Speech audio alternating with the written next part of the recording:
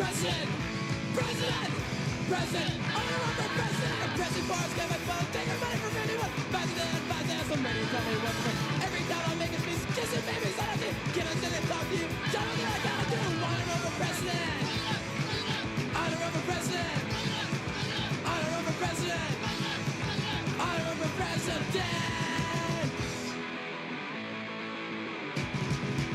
Election day around the state, former famous down the day, and the food makes sounds that I'll let them hear. Polls are in the verdict, said, oh fuck, I didn't win. For me, you'll just wait and see. I did the victory. I don't remember president. I don't remember president. I don't remember president. I don't remember president.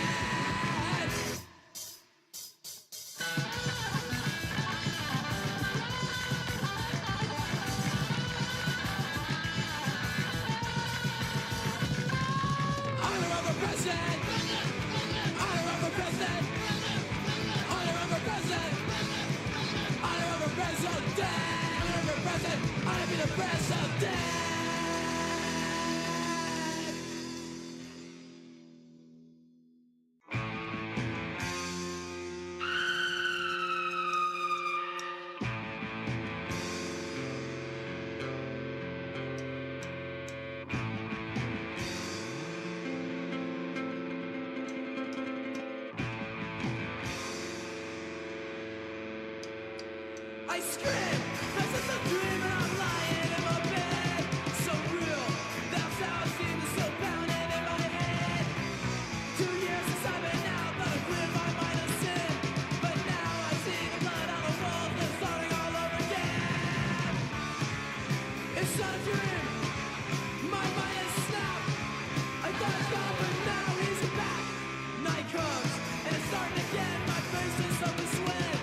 I feel taking over and make me do something I regret. I'm trying to fight it, but the dark side of my mind is strong. Next morning when I wake, another life is gone. It's not a dream, my mind is snapped. I thought it's gone, but now he's back.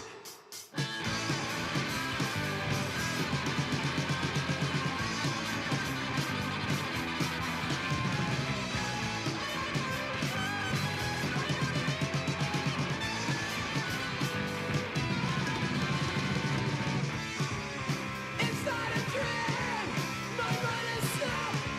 Thought it's gone, but now he's back.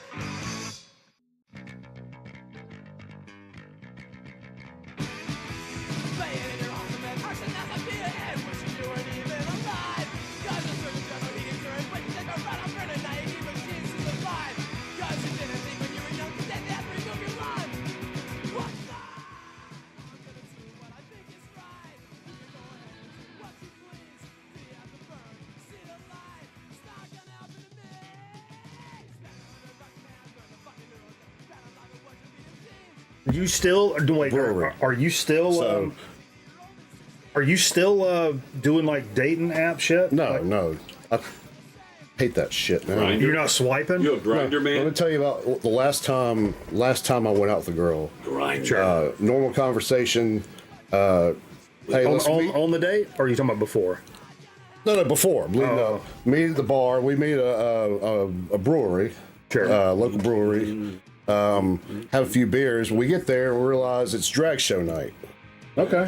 Nothing And wrong. so- Nothing wrong with that, everybody. And so, before I knew it, I got thrust in this drag show thing. Thrust. Let's.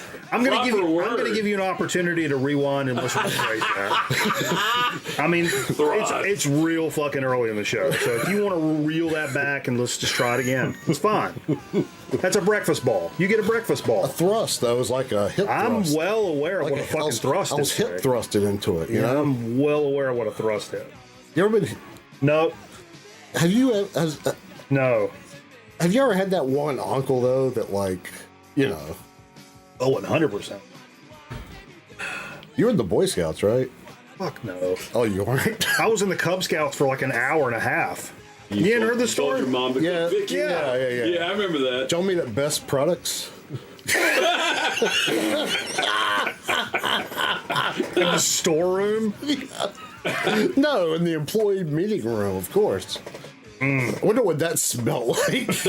A mix of leather and cigarettes, I bet. Yeah. A lot of paneling on the wall, too, right? Now, Yeah. you were talking about You dating a girl, or you went out on a Dating a girl. date? What was the deal? Oh, yeah. So, He was gonna forget again. Yeah. that was the story. We went to were you traveling? No, I didn't say it was a funny story. I said I had a story about Oh, dating. Going out on a date. no, and it happened to be a drag show night. And somehow we were going to connect this to the reason that you hate Somalia. Oh yeah, no, that was the reason I saw it. You hate Somalians. That's what you said. No, that was No. Don't back up on it now. no. That was the reason that I saw a dead body last night. No. On the side of the road. No, This is the wrong time for that. No, this blends in with that. Trust me. that blends in. No. So, turns out that nobody saw her for 3 days. And Who? this girl I went out with. Oh. Yeah. Turns out she went missing for 3 days after we went out. And That night? That night, like, she woke up the next morning and wasn't heard from again. I'm sorry. But she wasn't heard of. She wasn't heard of again for like. Fucking Michael J. Fox over here. And it was crazy. Like, then she ended up one day, like, just She ended up one day? She ended up. Hey, we're all gonna end up one day. But like, like she ended up like coming back one day, like, and it turns out she was just living like one county over under a different name with a friend. That's your story? And How is this leading into why you hate Somalians? oh no, I thought we're talking about like she was missing and people thought I killed her, you know, because Oh. and the dead woman I saw last night on the side of the road. We'll get to that in a minute, folks. But No, that's got nothing to do. The reason I hate Somalians is just from that Captain Hank. What's the name of that movie? Captain Phillips. Captain Phillips. Yeah. I just hate Somalians because he took over that damn boat and there was like 4 of them and 30 guys on the ship. Yeah. And there was nothing they could do about it. Just let 4 pirates on like it's nothing. It's a fair point. I mean, it's a fair they point. started shooting way too early. That was their problem. I've been told that a couple of times. That's what she said. Give me a better chair and I'll stop it. I know. That's all I got. That's all I got to say. Hey, it's a chair. Or hold still. Well, You can. we can get a steadier chair. I mean, good lord. It ain't like you ain't got the money. Fucking cousin Jerry over here from Facts of Life. Hey, Blair. Under these work conditions over here. Sorry, that was a cerebral palsy joke, and I'll stand by for an emergency We apology. work in these abusive conditions. Anyway, Cerebral policy? Band name. That's what band she- name. that was her campaign slogan when she ran for city council. I got She it used that for a first. campaign Cerebral slogan. policy. Did she really? Yeah. Why'd you give me that look? Are you serious? I like to think that Jerry from Facts of Life ran for office, and in my world, yeah, that happened. That 100% happened. No, you mean in real life or on the show? No, in real life. Oh, I thought you meant on the there was an episode where she ran for. Could be a lost episode. I could think that too. Can I Anyway, see my toothpick? Man, I wouldn't trust her. anyway, Sure, it's on the floor. you know I'm going on a big trip coming up this week.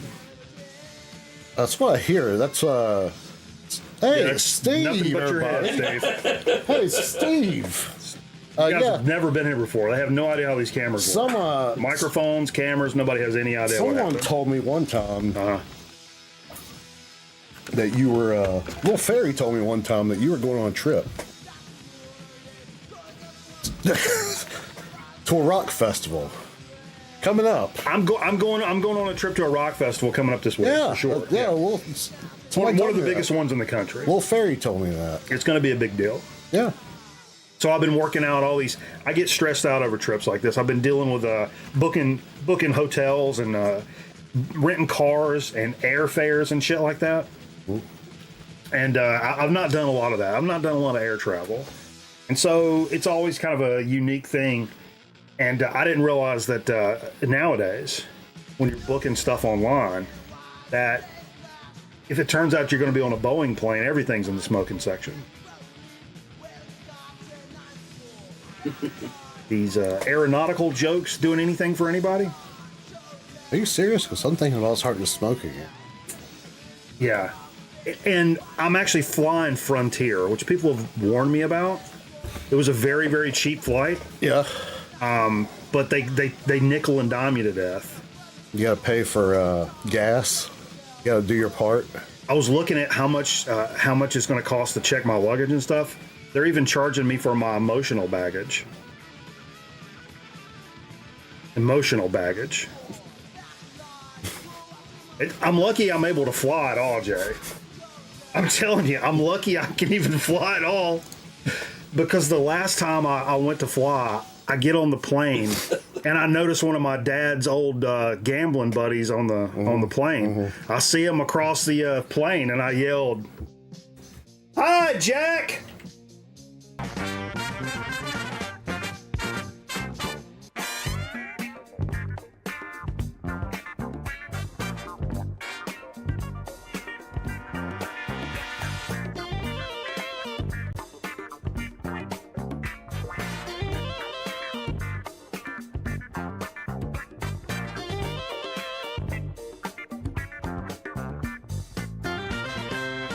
I think the What? Somalis Did you are see going to that? attack Frontier. What are you talking I about? saw where like some civilians took out some Somali that threatened to like blow the airplane up this week. That was a couple weeks ago. He wasn't. No, no. I'm pretty sure he was No, you're Somalian. making I stuff didn't up. like him at all. Like I could tell. I know. We know. We know. What's up, folks? Welcome to Grown Man Record Night. Appreciate you guys hanging out with us tonight. Having a fantastic crowd joining us over on the Twitch side of things, where we played non-stop record albums starting at 8:30 Eastern Daylight Time tonight. Lots of good, diverse stuff. We got a packed house here. We got Jay, we got Steve, we got the Zonk Man back in effect here. So it's been a big old time over here doing that damn Friday. Woo! That Friday thing we like to do over here. Been doing it a long goddamn time, boy. And we picked them up and we put them down tonight. It's been a good time. So we got some dig of the week shit coming up. Steve says he's got a shit ton of records. Good Lord. We got a So to Speak coming up. We got a Chip Chat. It's going to be a big time. It's going to be a big time. Big time. But we have to clear the elephant in the room. Well, I'll just tell. Well, I'll do this first. We kind of alluded to it in the intro there. The monologue. Is that a monologue? Sure. No, mono's solo. Monologue. Epilogue. The dialogue. Dialogue. Monologues. Biologue. Is it a biologue? Carson always did a monologue. Yeah, but he was by himself. The open dialogue. Mono. It's the open dialogue. Anyway, so I will be going to me and the kid are going to Welcome to Rockville Festival, which starts this coming week down in Daytona Beach, Florida. Fucking 50 bazillion bands. Any band that's worth a fuck, pretty much, like. Nick's gonna be there. It's But it's, dude, 1983? there's so many. love tonight. But what the big reason she bought me the tickets. Big reason she bought me the tickets. Mr. Bungle's going to be there. The Chats are going to be there. One of their only U.S. Dates that I believe. But you also got Judas. Hey, will you get me Mr. Bungle's autograph for me? Sure. But you got Judas Priest, Motley Crue, Queens of the Stone Age, Foo Fighters, All Them Witches, Red Fang. Clutch is going to be there. Promise. Primus is going to be there. Just System of a Down. no. Hundreds and hundreds of bands. So it's going to be a fucking. Wolf Van Halen's I don't care, Jay. is going to be there. I don't- Helmet. No. Helmet's Helmet's not going to be Helmet's there. not being So look at the lineup. Greta Van Fleet. Greta Van Fleet's going to be Van there. Susteren. Greta Van Sustren's feet.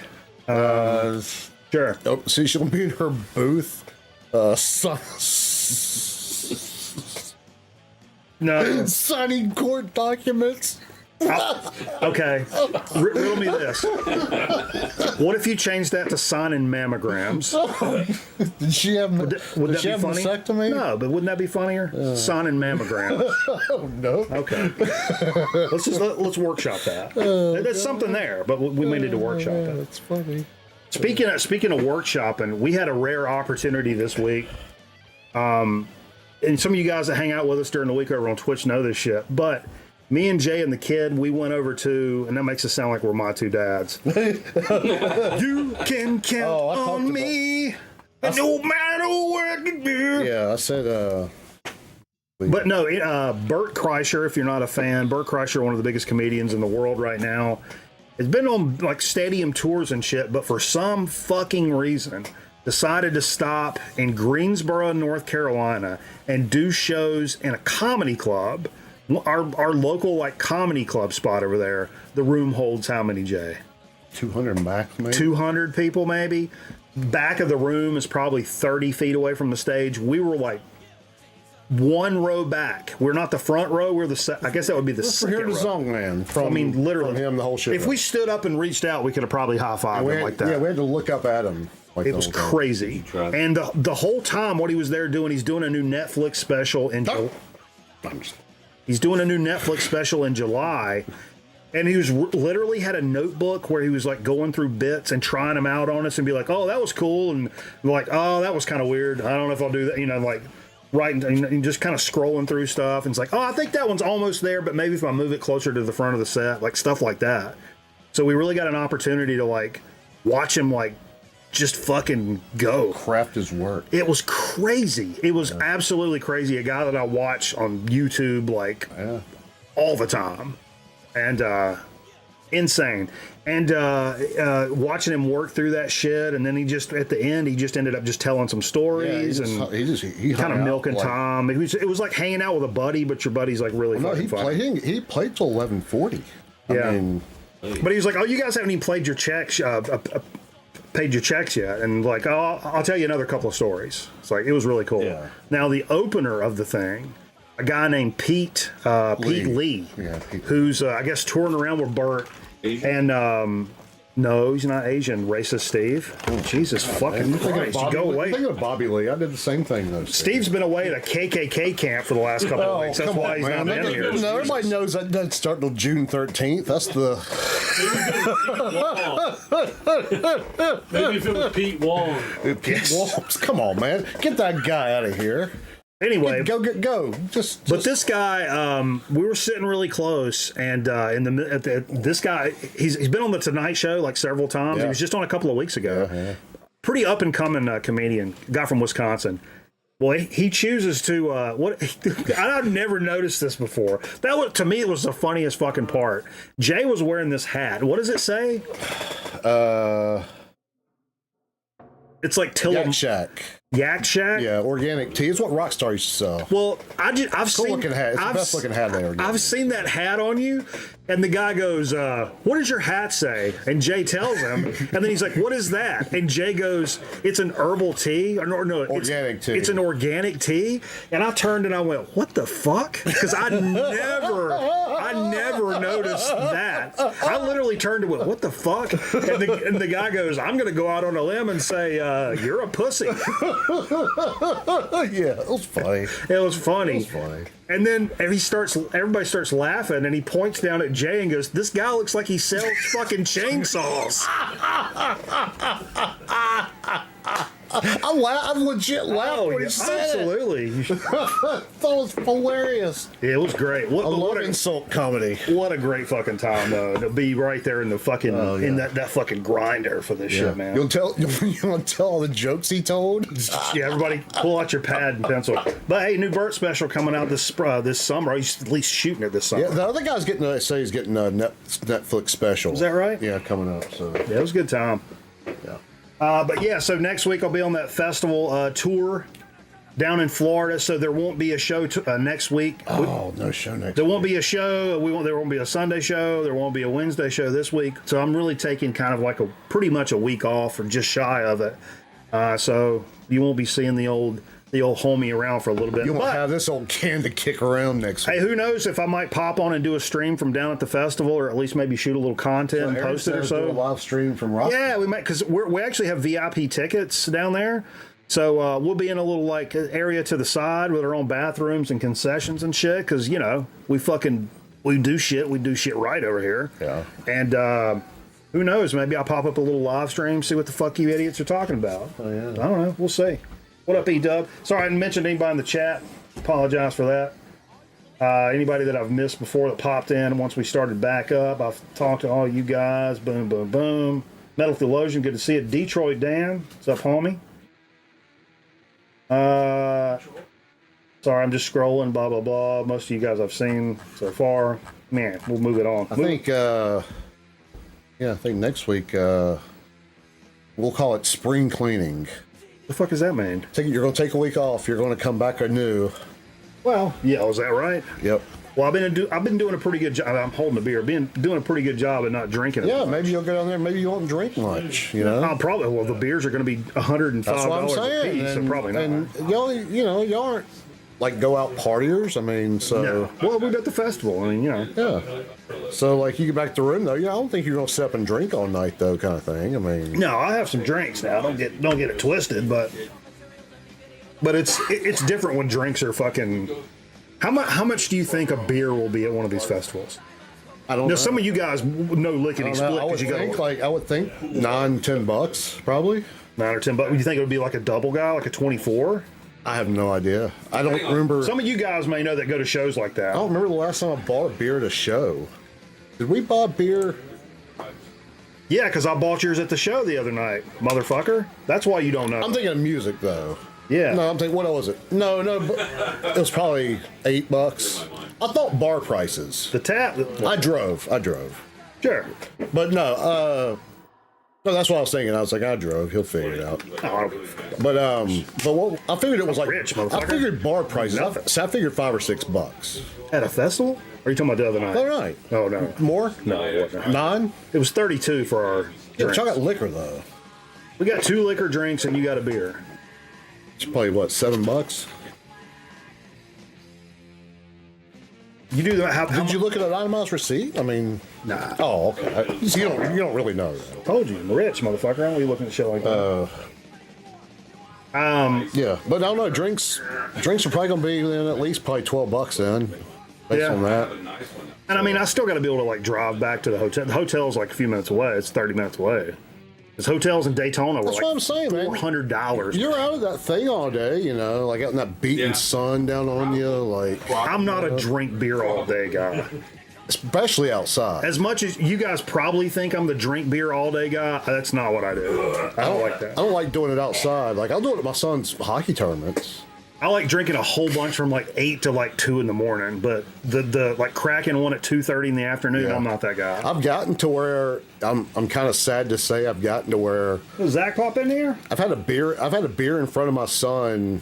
Yo, Deep Track Zach, what's up, baby? The only time he's ever seen me drink a beer was at hockey tournaments last year. Yeah, and it is Briss. I didn't see that. They use one of those like PVC pipe cutting tools. Did you use a third party guy? Out of state? Ding Dong America? No, They'll do it instead of the hospital. No, we use an out of state guy. Okay. Cost all the licensor Sure. involved in that. But yeah, it's just like one of those little pipe things that you my phone. screw. Just tightens up and you just take it and you just roll it around. Are you still talking about a Briss? Yeah. You just roll around, pull it off, and like it's just like taking the cap off a pipe. That pipe. You know, when it comes down to it, I mean, Yeah. you could do it yourself if you had to. I'm gonna actually skip these first 2 items because we can do it in what we played. I think you could do it if you had to, though. You know, can you buy scalpels on eBay? I'm sure you can. Can you? Can you buy barbicide on eBay? Or is that legal to sell? You know? Barbicide? Yeah. You trying to get into haircut? Yeah. Is it legal? Yeah, pretty sure. Oh, Yeah. Oh, Before we it's like rocket fuel too. If Before we you ever tasted it? Before we kick Jay literally off of this fucking set, you have to tell the story, Jay. Yeah. About what? Last night. Going home last night. Yeah. Going home. You got it? Late last night. You got to tell us what you saw. Full disclosure. Let me come on God. This is not a bit. We're not fucking around. This is a true story, even though it's coming from Stupid Jay. Yeah, so left here last night at 11-ish. Headed northbound on Route 12 going, taking a right on Triangle Lake Road. What was your speed? I proceed to see a young lady sitting or laying on the sidewalk, not moving, looked like she was dead. And so Jay saw a dead person on the sidewalk. And so I immediately did the thing that I thought was the right thing to do, was call. No, hold it. Immediately call. Let's define immediately call. So I did. It took me about 10 seconds to decide if I wanted to call somebody. If you wanted to call, when did you actually call? No, I didn't really call when I got home. I made all that stuff up. I thought you were fucking around. No, I showed you the call on my phone. So you called as you passed. So this I told him I drove home first, then I called. And called on a landline. I was like, they're gonna think you fucking murdered her, dude. No, I just made that part up. I called immediately. So you called literally. That's why I pulled in elementary school. I told you I pulled in elementary school because let's re-rack and say this in English. So. Jay was going home, sees a lady laying on the side of the road, presumably dead. Yeah. Like a dead body on the side of the road. Yeah. Calls 911. Now, did you hang around to talk to the cops about it? So, I immediately went to this parking lot to turn around in the elementary school, and it was really dark, and I was thinking, man, this is stupid. Like, there's a dead woman sitting here. Like, so I'm getting the hell out of this place. So I, like, literally got back out on the road and drove as fast as I could home while I was talking to them. And they said, sir, are you there with the body right now? Is she, you know? Yeah, I keep yelling at her, and it's not working. And I said, no, I'm in my car driving home. And there was like a 10-second pause. And I'm sure he was typing something. No, I had to go to Walmart's. And so, yeah, so I did a couple circles around the block and took the fucking fire truck like 10 minutes to get there. Was it a hook and ladder? Was there somebody driving the back end of it? Like somebody call public information office and get the. You can get the 911 call. Like, that's public record. I can? Sure. Okay. Yeah. You can request it. I know people in the industry. 100% get that, and we'll play it on the show. Okay. My name's Jay, and I think I just saw a dead person. So, like, low-key, though, like, first time seeing, like, a dead body that's not, like, at a funeral home? Or have you seen a dead body before? Me? Yeah. Yes, I have seen a dead body. Okay, before. I was going to say, out in the wild is a little different than funeral home. I was trying to think. I've never seen a loved one, but, like, living on Kibbut Drive, I rode by a couple of crashes that had recently happened where the cops just rolled in. Okay. We don't get too big of a detail, but yeah, it's crazy. Yeah. Intersection. Jay took off because he thought she was a pirate. We actually discussed that. That's what I said. Somali. I'm not stopping for that shit. She was Somalian. Because it could be a ruse. Somalian? It could be a ruse. You know, that's what Zonk says. Zonk says that's a thing. So, and I made this same area when I used to work at like 3 a.m. in the news business, and I was driving through there, and this woman like half clothed come running out of like the woods, like, you know, like trying to flag me down and stuff, and I was like, my immediate instinct is fuck, help, but then I was like, I don't think that's smart. I just kept trucking because I immediately thought somebody's gonna, as soon as I slow down and pull over, someone's gonna pop out of the bushes. Yeah. So there's somebody trying something. But you know, I got that thing on me, Steve.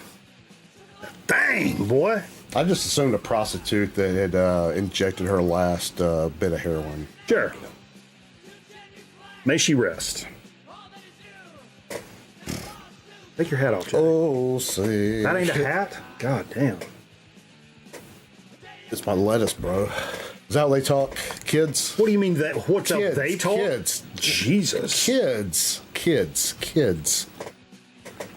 God, get the bleep button ready for David Duke over here, everybody. Jesus Christ. When's the last time you heard a good David Duke joke? Gets a laugh about a quarter of the time. Jay Leno would tell him every now and then. Yes. His wife has advanced stage dementia. Come on, man. Why go? As the kids say, why go there? I didn't. You know? I didn't. I wasn't making sport of it. Yeah. I wasn't making sport. I heard Barbara Leach has Down syndrome. Isn't that Boss Man's mom's name? Barbara Leachman? Let's move on. No. The actress. Oh, that's his mom. Oh, no, the actress. That's what I'm talking about. Okay, That's a bit. That's two made-up names. Barbara. He keeps that thing on him too, Jay. I'd watch that ass. Oh, okay. Hey, no. Be careful with that. Careful with that. Wait, pull up the GMRN editorial, and I can. It says do you have an Mikey apology? Do you have an apology video? I want to do a standby for an emergency apology. Yeah. Do you have one of those videos lined up? I can pull something up. It would have been funny if I would have said Sandy Patty had stage 4. Sandy Patty had stage 4 DMV.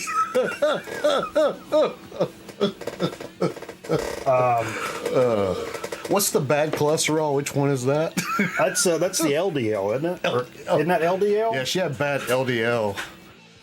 She was lost. I heard she salt in the 80s.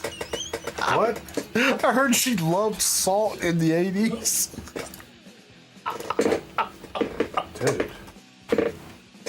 I don't even really.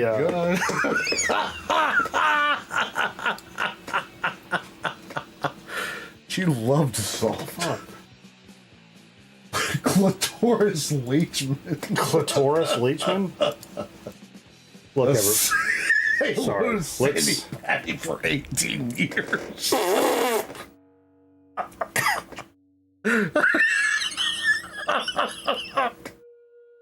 Oh, God. Stand by for an emergency apology. Jay, please. I think the joke at hand was supposed to be Barbara Bush and Cloris Leach. Men. Blended. Because they are always intertwined together. You mean like Scissor Sisters? Well, that was the thing.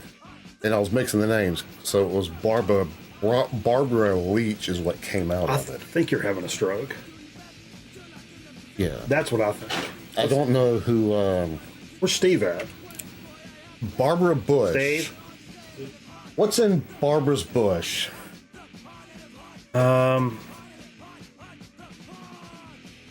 Richards Nixon. No, that doesn't work. Dick's Cavett. Dick's Cavett. Okay, that's Dick's pretty good. Caveat. Lyndon Baines Johnson. Yeah. All right, let's get into a little bit of what we played. Ladies and gentlemen, Jay the Curbist. The stick around for the 2 a.m. show. It's completely different than the 11 p. show. Be sure to tip your bartenders. Oh, the East Coast? No, You can catch that West Coast feed coming on Sat 5. Be sure to set your coordinates. Do they accept Venmo? Sure. We got Steve Fever joining us here now. Steve hasn't been here in a couple of weeks. What you been up to, Steve? What up, Beat Stylist? What have I been up to? Well, last week I did Merle Fest, and I did like this crazy thing where You were on the television.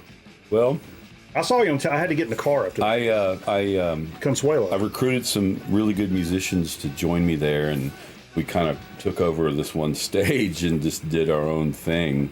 It was really weird that we did that, but we did it. My idea. Hell yeah. I take responsibility. Yeah, no, don't. You can But it was a lot of fun. chill for But I blew my knee out, so I'm kind of hobbling around. What'd you blow your knee out doing? I was unloading my car to get all the gear, like on the stage and shit. I was in a hurry. Smell that ammonia? Sure. But yeah, so, that kept me pretty busy. Hell yeah. And then I had a choir festival like the next day in Durham. Southern Baptist? No.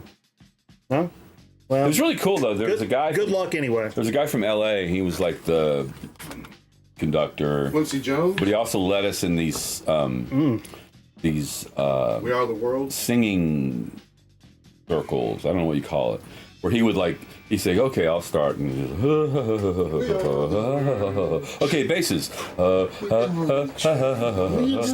And then then we would add parts to it until you had this really cool room of like 140 people doing this really cool harmony. No, that was a lot of fun. Steve, we got a question coming in from the one and only beat stylist, our pal Sean. Okay. Roll back up. Ask Steve, I can't quit you, babe, or since I've been loving you. Since I've been loving you. I think I would have to agree. I mean, it's the one song you'll see on just about every live performance. You want one of mine, Steve? That Since you're sitting here? Zeppelin or Page and Plant do. Since I've been loving you's always there. Do it. No. I think you got to get up. Or, Is that true? yeah, give me a minute. Oh, no. Well, I will say that my stomach's a little Yeah, mine too. Whatever. Come on.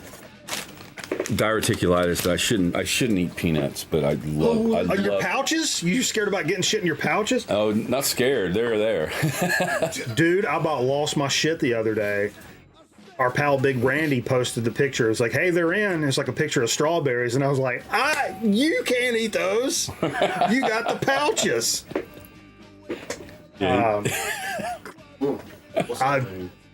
He's got diverticulitis. Little pouches in your stomach. Oh, only diverticulitis? No, they're in your intestines. Intestines. Somewhere down yonder. Only diverticulitis. Holy cow. That's pretty good, Jay. Write that down. I'm not into it right now, but we can work on good with some- it. Yeah, we can massage that out. Yeah.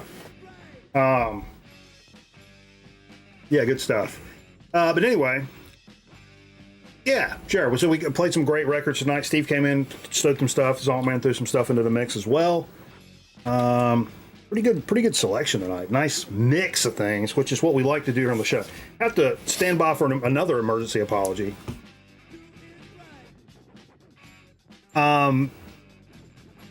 The first record I put on, I was really stoked to put. It's one of my favorite electro jams from back in the day. Daz Band. Keep It Live, right?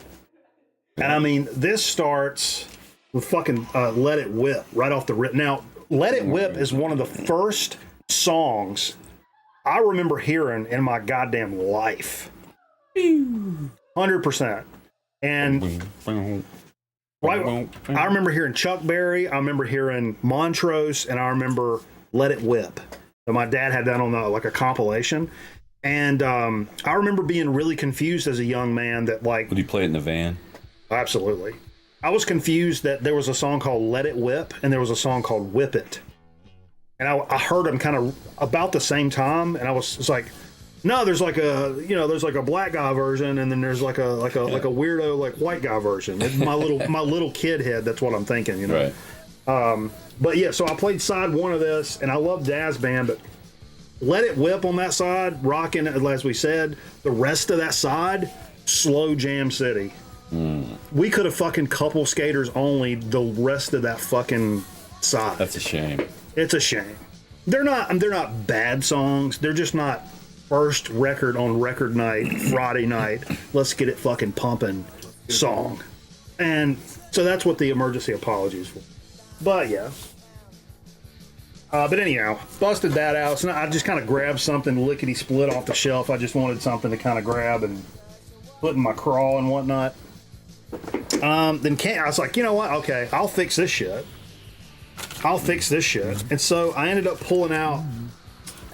What reminded me of this is the band Boris, which I'm a big fan of. Boris, Japanese cast. They named themselves after a Melvin song. Noisy, sludgy,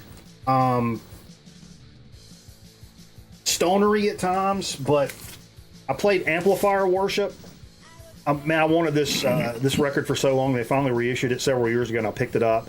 It's not one for everybody because it's pretty noisy at times. A lot of you can tell that they're big fans. They're big fans of Melvins, obviously where they got their name. They're also big fans of Sun and that kind of droney, heavy, distorted vibes. There's a lot of that on this record.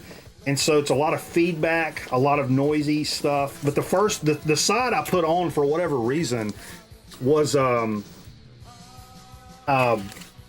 had a like most of the side was like a slow interlude, which was sounded great. It was kind of spacey, kind of vibey shit, but it's not what the rest of the record sounds like. And so I was like, okay, well, fuck, I kind of want to put on one of the other records just to show what this album's really all about. And that's what we did. So we actually played two sides from this record, which is not something we normally do here on the program. Normally it's one side and we hit it and quit it, as James Brown would say.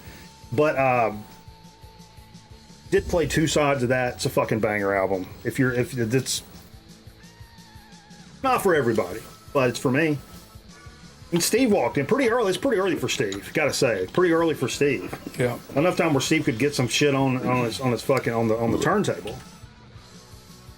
And wow, I was completely blown away by this record. I've played it here before. I remember you bringing this, but I didn't remember what it sounded like. And I have to say, when it said Monk Montgomery, I was thinking it was like, like Thelonious Monk and Wes Montgomery did something. And I was like, oh, cool. No, that's Wes Montgomery's brother, Monk Montgomery. And bass player. Any idea what yearage on this or anything? I'm going to guess 70. I didn't know dick shit about this. 70 maybe? But it's not a... It's on Cheeza, which is a Motown derivative. Spinoff. Yeah, it's badass. Yeah, it's crazy. I don't have a glass. How would you describe that? It's almost like it's like Afrobeat almost. I would say, because if this was released nowadays, you would probably call it Afrobeat. And 71. You would maybe lump it in. You would lump it in with like Black Market Brass or Budo's Band. It's got that kind of vibe to it. Really up tempo, banging stuff. Funky, heavy, fuzzy, a lot of fuzz. Oh, yeah. And really stuff just going sideways on that. Which was good stuff. Absolute good stuff. Had to play this. This is what I was waiting on earlier in the in the program. Fucking I was trying to get the graphic here. Give me a sec here, folks. Will you?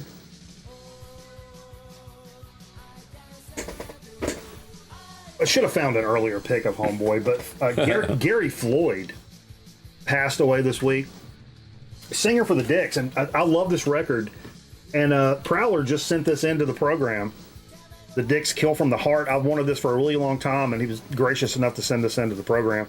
And really fell in, this is Alternative Tentacles shit from early 80s, and part of the, I don't know if you call it queercore or early punk rock, hardcore stuff. I'm still spitting out peanuts from that fucking shit. But really one of the first dudes that was like openly gay, especially in the punk community, and just kind of fucking owned it and rocked it. Had a great quote when I was reading about the dude. He died of congestive heart failure. He was 71. Let's see, after born in Arkansas, man, I'm growing up as a gay dude back in the day in Arkansas. It must have been tough sledding right there. Made his name in Austin, where he formed the Dicks and became an emblem of queer punk. That's what they're calling it.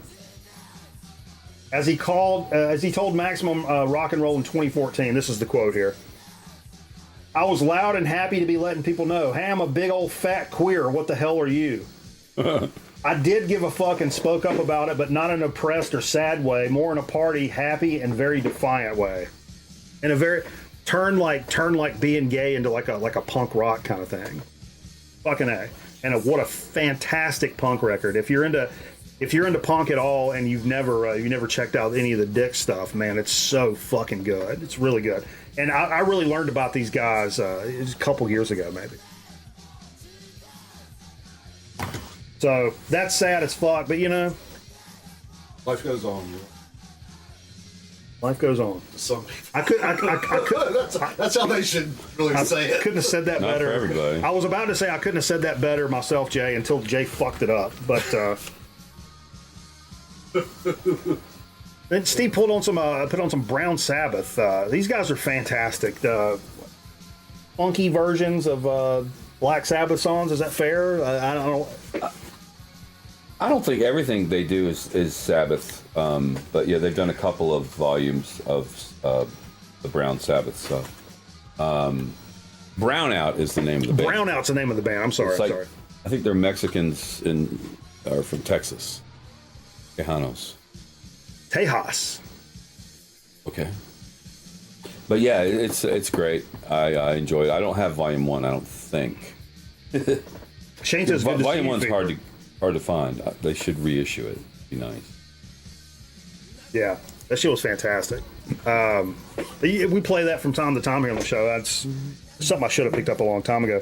And we cheersed up fucking. We cheersed up homeboy from the Dicks that passed away today. But also we lost Dwayne Eddy today. Wow. And the king of twang, man. The absolute king of twang. Mm-hmm. And I got a lot of Dwayne Eddy on 45, but I only have one kind of beat up LP, which I pulled out. Twanging the golden hits, Dwayne Eddy. I mean, just look at that cover. I mean, it's beat to fuck. Played 3 songs off of side 1. Rebel Rouser, mostly known for Raunchy and Shangri-La. But Steve kind of said the same thing that I did, which I've done a lot with people that have passed away recently in the music space, is that I kind of thought, or maybe just assumed, that Dwayne Eddy was dead already. And I mean, God bless him, but God bless him, but I just didn't. He must have been really young when he started. Yeah, sure, I bet. Just a trendsetter when it came to that twangy guitar sound from back in the day. I mean, I first heard him. It was one of the songs on Dick Clark's 20 Years of Rock and Roll, which is a compilation that we had that I discovered a lot of artists on. Dwayne Eddy, Rebel Rouser was on there. You know how if I want to be like secret time, I'd like to say that I was super hip to the skip from the time I was 6 years old. I know Rebel Rouser from fucking Forrest Gump. I heard it on. I think I'd heard it before, like on oldies radio. How old were you when Forrest Gump came out? Right when I graduated. It would have been like, was that 95, 94? I would have been graduating high school, and I was in Forrest Gump. Steve was in Forrest Gump, but literally. But I heard that song, and when I heard it on the movie, I immediately asked my mom. I was like, "What is this? Who is this?" And because I love the shit out of it. Because I used to request a shit ton of songs when I was a kid on oldies radio, way more than pop radio or like modern stuff, rock radio. I was way more requesting stuff on the oldie station around here, and I loved instrumental jams like that. Right. Which, as a kid, if I'd have heard the Ventures, I would have lost my mind. I didn't know anything about the Ventures, but that would have been right up my alley. Like Link Ray. Link Ray, another one. And I first heard Link Ray probably when Pulp Fiction came out. Yeah. But you know what I used to call and request? Speaking of instrumental stuff, I used to request The Horse. Oh yeah, all the time. What a great song! Noble. Yeah, it's funny you say Rebel, because Rebel Rouser and The Horse were 2 songs that my marching band played. Really? In high school, yeah. I also it has called that great drum break in the middle. It was a good drum break. Did you guys play the SWAT theme? Yep. Did you really? From SWAT. Yeah. Yep. Also on the oldie station, I was like 12 years old. I remember calling. I actually have it on cassette over here somewhere. It's me. Do you guys ever used to record stuff off the radio? Yeah. I did that shit all the time, especially if I requested something, and sometimes they put me on the radio. Yep. Well, I did that, and I said, "Yeah, I'd like to. Will you play "Who'll Stop the Rain" by CCR?" And this is what I said. I'd like to dedicate this to all the Green Berets at Fort Bragg.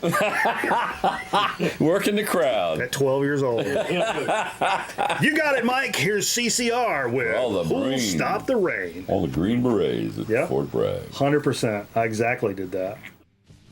What up, Paul? How you doing, brother? do it. Yeah, it's fucking funny shit. I was a weird fucking kid. But I grew into just a regular adult though. What's it called? Fort Liberty now? It's not Fort Bragg anymore? No, I think you're talking about the name. Dixie Classic Fair. No, they changed the name of Fort Bragg. Yeah, it's Fort Liberty or something. Fort Liberty. I was born there. It'll always be Bragg to me, boy. It'll be Bragg to me. I'm It'll always fucking be born Bragg to there. me. Don't tell me that. Cameraman cashed in some banana bucks, and I don't think you remembered that last show last week. He also cashed in banana bucks to hear some craft work. And last week he asked me to play Man Machine, and I had to tell him again this week. I don't have Man Machine. That was his record. I think Jay's got it. Last week I played Autobahn, and this week I pulled out the telephone call. This is given to us by the boss man. Jay, what the fuck are you doing?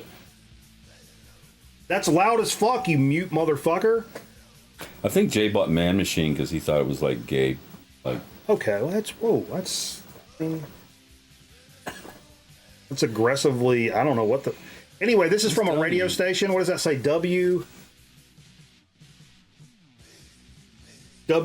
WJVF. okay. Oh, it says it's Fredonia State. That's where Bossman went to college. It's got the emblem up there. So it's from Fredonia State Up in New York. University, upstate New Up York. in the Finger Lakes. Got their little seal on it. Came from their college radio station, and it's a single. I remember him telling the story because he had like a Chevy S10, one of these little pickups, right? And he like just put all the like records from the station in the back of the truck, and, like drove them off. I don't know if he was supposed to do that or not. Yeah. Mikey, do you have a weird boat launch story? I've had to do that, Charlie, in the middle of some like, because sometimes launching a boat can be tough on certain ramps anyway. But Yeah. I did that on when I was in a professional bass tournament, and I was a co-angler, man, and I fished the back of the boat in the back of a pro's boat, and the protocol is if you're doing that, you launch the pro, so you back the pro in with his vehicle. All right. We fished this one lake, and I was pretty good at it. I mean, for somebody that wasn't pretty good. But whatever reason, I can't remember what lake this was, but it was a super narrow boat ramp, and it had concrete sides. Oh, God. One wrong move. And I got to where I got sketched out, and I was like, I'm not doing it. And I just didn't do it. Oh, you didn't do it? I didn't do it. I made him launch it. And it was holding up things. I felt bad. I was embarrassed. But I was also like, I'm not fucking this guy's shit up. Yeah. I'm pretty good at it, but I'm no fucking Sven Gulli over here. Yeah.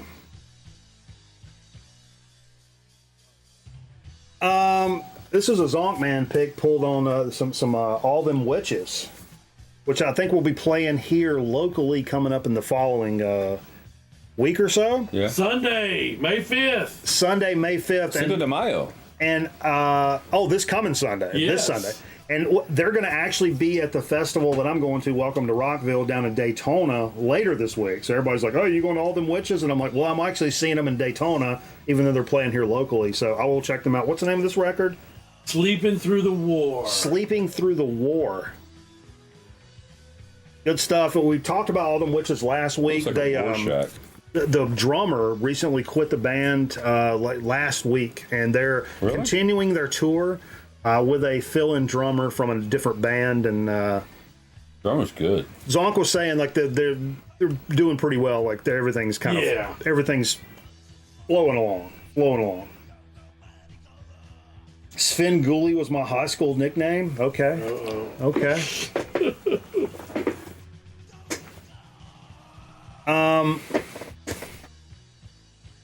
Almost finally, we pulled this one out. This is a fucking wild card right here. I didn't even do the stuff that's coming out. I skipped a bunch of stuff. It's okay. Let's finish this and then you can do that. If you I'll really roll it want back. to. You pronounce it. Tenarowin. Tenarowin. Yeah. What's the story with these guys? This was vibey So these as guys hell. are from like Mali. And I saw them at the Ramcat a number of years ago. And they came, it was funny because they came and, we're city folk, but there's some folks in the Speak for outlying yourself. areas that had issues with these pal-heads, what they called them, and they were threatening to like we'll come and bring our guns, and Jesus. it was really ugly. They were really ugly about it. So we all banded together and supported, and made a public statement, and did it for the news. Yeah. But yeah, it was a great concert. The guy in the middle is the father, and there were sons who play in the band, but he wasn't there because he was still in the desert, shooting people. Like they're constantly at war. It's this ongoing struggle, and it's just, So it's similar to but South it's amazing. Point. It's an amazing band, and some really really cool music. Oh yeah. And then you closed it out I think with they call it Tuareg. Taureg. Taureg is the. I don't know if that's a You- tribe or what. but- you closed this out with a 45. Yeah, I just dug through the 45s and found "Don't Touch Me There" by who's that? Charlie? Somebody? It's a woman. I thought it was a guy. I was like, what's a guy singing about "Don't Touch Me There"? Charlie McLean. Charlie McLean. But apparently it's a woman who Jay has a huge crush on. But yeah, "Don't Touch Me There." Sure. I mean, it's good. It's good advice. Words to live by. We're kind of doing I a think she little. wrote that song about Jay. I would not be surprised. That was what we played. We're kind of going a little bit in reverse, a little bit of a bizarro show here because doing those, I think it kind of fucked me up. But anyway, so I'll get into this, and it's good you're up here for this anyway, Steve. I heard this today. This was a brand new one for me. Saw the cover. A Nubian Nights, the Probably. Eternal Sky. Nubian Nights? What do you think this is? Nubian Lights? Is it Nubian Lights? Dude, this is Lights. it's a reissue of the 95 experimental neo-psych project spearheaded by Hawkwind co-founder Nick Turner. Oh. It's also got Tommy Granas, dude from Chrome in it. A little Dutchicals. First ever vinyl pressing of this thing, I guess. And Cleopatra did this and checked it out today for the first time. Wow. It is. Is it like space rock? It is fucking out there. If you're a fan of krautrock, if you're a Brain Ticket guy, I'm a Hawkwind guy. if you're a Hawkwind guy, if you're like space rock, krautrock, anything like that, especially with some kind of noisy, I don't want to say noisy, but yeah, it's out there. I mean, It's really that's out always the operative of space rock is that weird extra thing that there. Yeah. isn't the band. Yeah, and I mean, but a lot of space rock can still be pretty progressive and musically like tight, but still spacey. This is loosey goosey. There's a lot of loosey goosiness going on here, but for a late night vibe, safe to it's say fucking 13th great. floor elevators were space rock? Oh, wouldn't say that. Was that weird like The thing going jug? on? The jug? I wouldn't call it space rock. Oh, I know. I'm just saying it kind of leans itself towards that. Does Kraftwerk count as krautrock? Yeah. I mean, yeah, Yeah, I Elec- mean, at times it's it's got the motoric thing. electronic krautrock. Sure. Fuck yeah. Yeah, I mean, krautrock's not just one thing. sure. I mean, because yeah, If you're a crowd and you rock, then there you go. because I mean, Noi and Brain Ticket are not the same thing. And you put on Brain Ticket, a lot of people are fucking done. They're gone. That's weird. It's weird and out there, and like it's not linear. And some people can't handle that. But Well, Noi and Can aren't the same. no.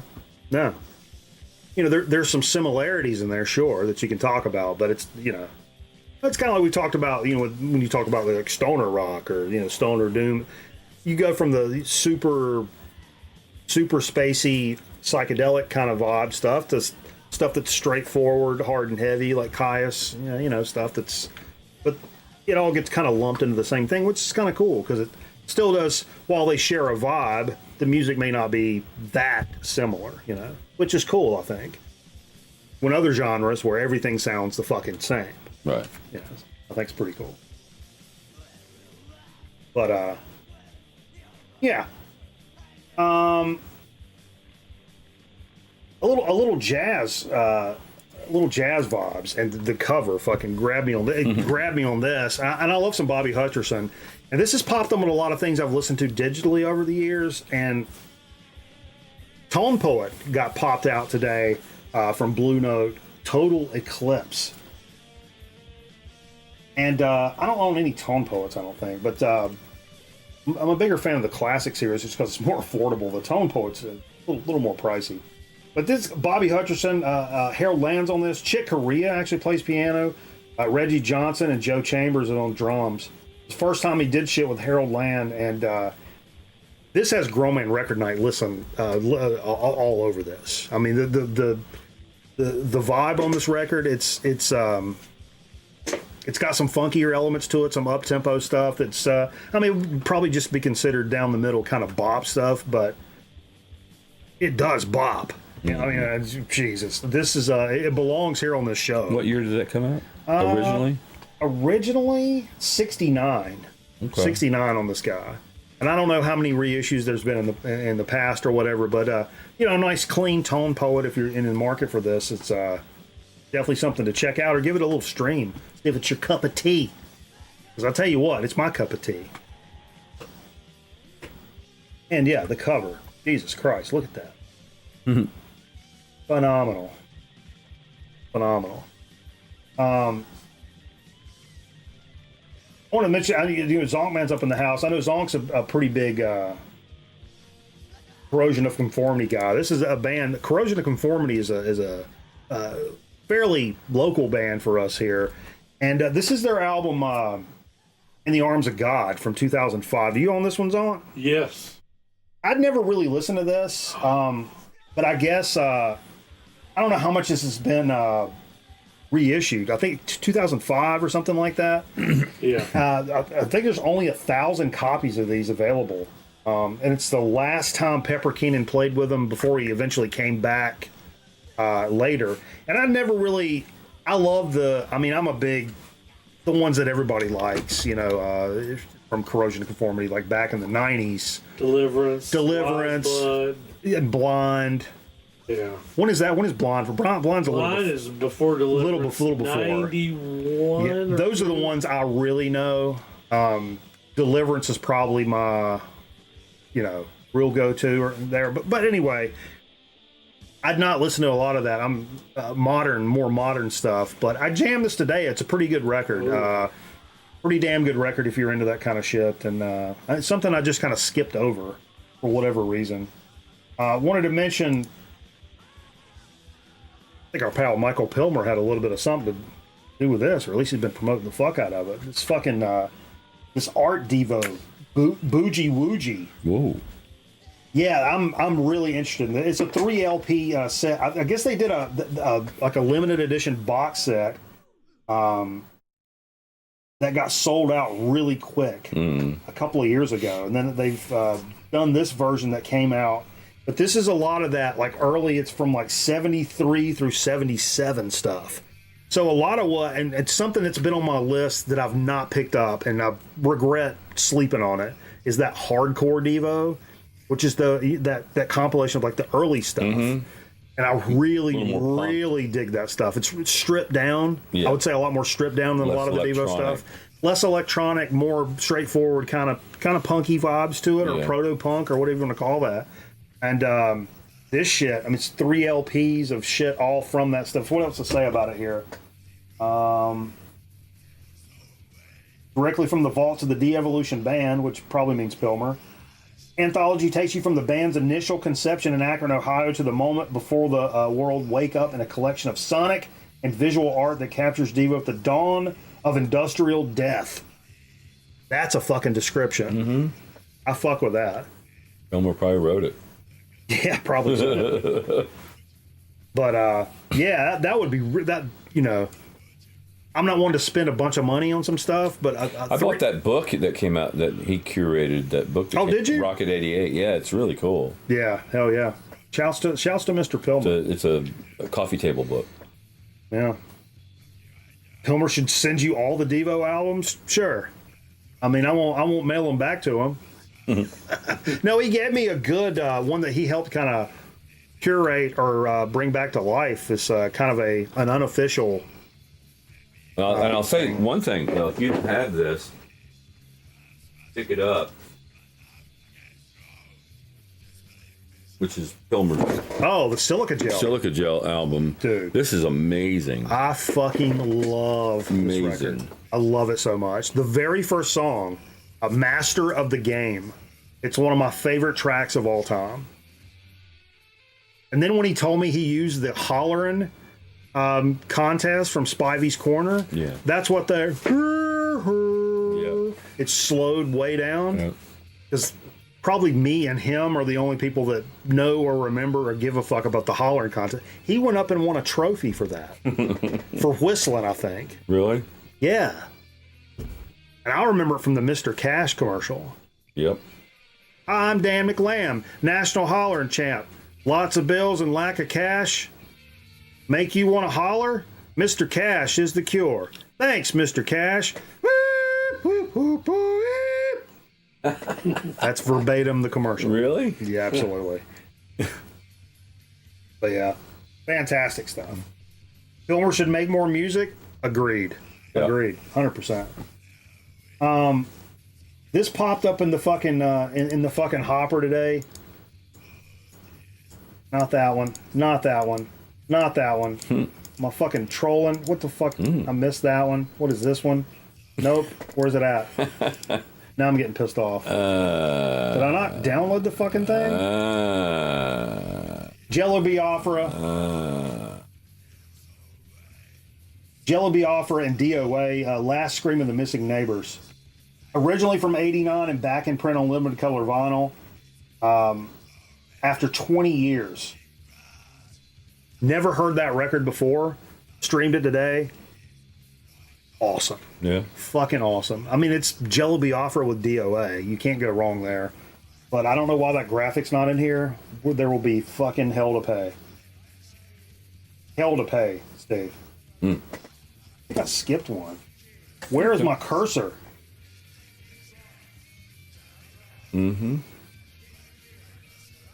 Yeah. Now, there was one I wanted to show, though. For some reason, I don't have the...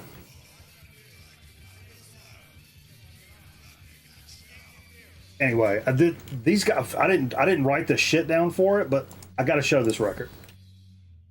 Chesty Malone and the Slice 'Em Ups. Torture Rock. Torture Rock. They're out of Brooklyn. That's the singer right there. Oh, really? She is very buxom.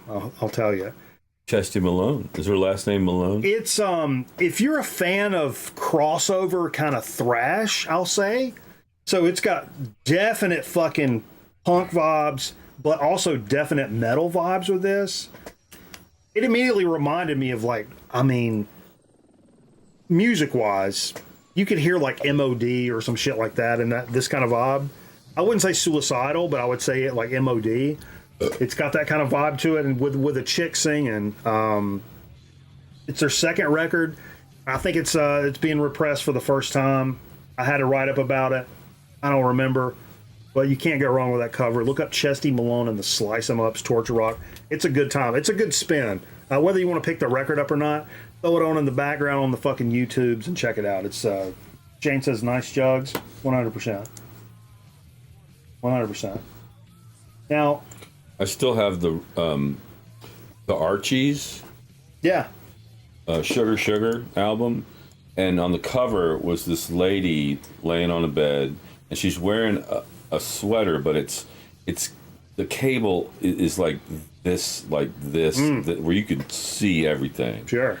And if you look at the album, which I still have it, I took a blue like pen and circled where her nipples, circled her nipples. Well, I'll tell you what I got in trouble for Because I when was an 8-year-old weirdo. Okay, I'll see that and I'll raise you as being an 8-year-old weirdo, probably about the same age. I'll say, for argument's sake, I'll say I'm also 8 years old. I get the game Operation for Christmas. Okay. Oh, it takes me about 2 weeks or so, and I have drawn breast and a dick on the Operation game, which left my parents pissed off and confused and possibly concerned. Yeah. Yeah, that's a true story. So I kept it for years, and you pulled it out of the closet. There was an Operation with tits and a dick on it. Wow. Yeah, That's funny. best of both worlds. I mean, When I was a kid, I guess I was not a teen, but a tween, I guess. I was huge into Mad Magazine, right? Yeah, sure. Don Martin was my favorite. Don Martin was great. But I, for some reason, drew this cartoon of a dude. He was like jacking off. what the fuck? But it looked like Don Martin. I mean, I really captured Don Martin's style. And the sad thing is, my dad found it, and we had to have a talk about it. He was really concerned because, like, what am I doing drawing this guy jacking off? And that kind of squelched my artistic side because I really saw, oh wow, I can really do this. I wasn't like tracing or anything. I was just like drawing what I saw, you know. And it's like, I did a pretty damn good job, and now it's like, nah, I kind of didn't do any drawing after that. That's like the what's that fucking movie with Jonah Hill? McLovin. What's the McLovin movie? But in Jonah Hill in the movie, he was like, I can't stop drawing dicks. Like he just draws dicks on everything. Well, that was my friend in school. His name is Jamie Kegler. Sorry, Jamie. He would draw dicks. Damn, you dropping his federal He would and draw shit? dicks on everything. Like, you would go to your locker and it would have fucking penises all over it. Or the books would have penises all over them. The desk would have penises. It's just like, what are you doing? The only story I got for that is the boss at work, whenever he wanted to go to the dry erase board for something, I was like, oh, here, whatever he drew, it didn't matter what. I said, man, that looks like a dick. So every time he got to where he didn't even do that shit no more because I'd say everything looked like a dick. Super Bad. That's the name of the movie. Super Bad. Yeah. I love that movie. Can't stop drawing dicks. Man, without a doubt, the most... Well, that and the Devo, the most interesting thing, especially because I was surprised that I saw it today. This shit dropped today, and I know we're big fans of John Carpenter and his Lost Themes series, which we've done. I own the first one, and do you own more than the first one, Jay? Jay. Steve? What? Do you own more than the first one, the Lost Themes? Yes. So, like initially, he did this with his son and his godson, I believe. His godson is not Dave Davies' son. That's right. Not Ray Davies, Dave Davies. But so the first ones were like, they were, if you know John Carpenter's film work, it sounded like stuff that belonged in a movie. John Carpenter would do his own music. Yeah. Escape from New York and all that shit. Yeah, so it was like Lost Themes, as in like, they sounded like they belonged to a movie that didn't exist. Right.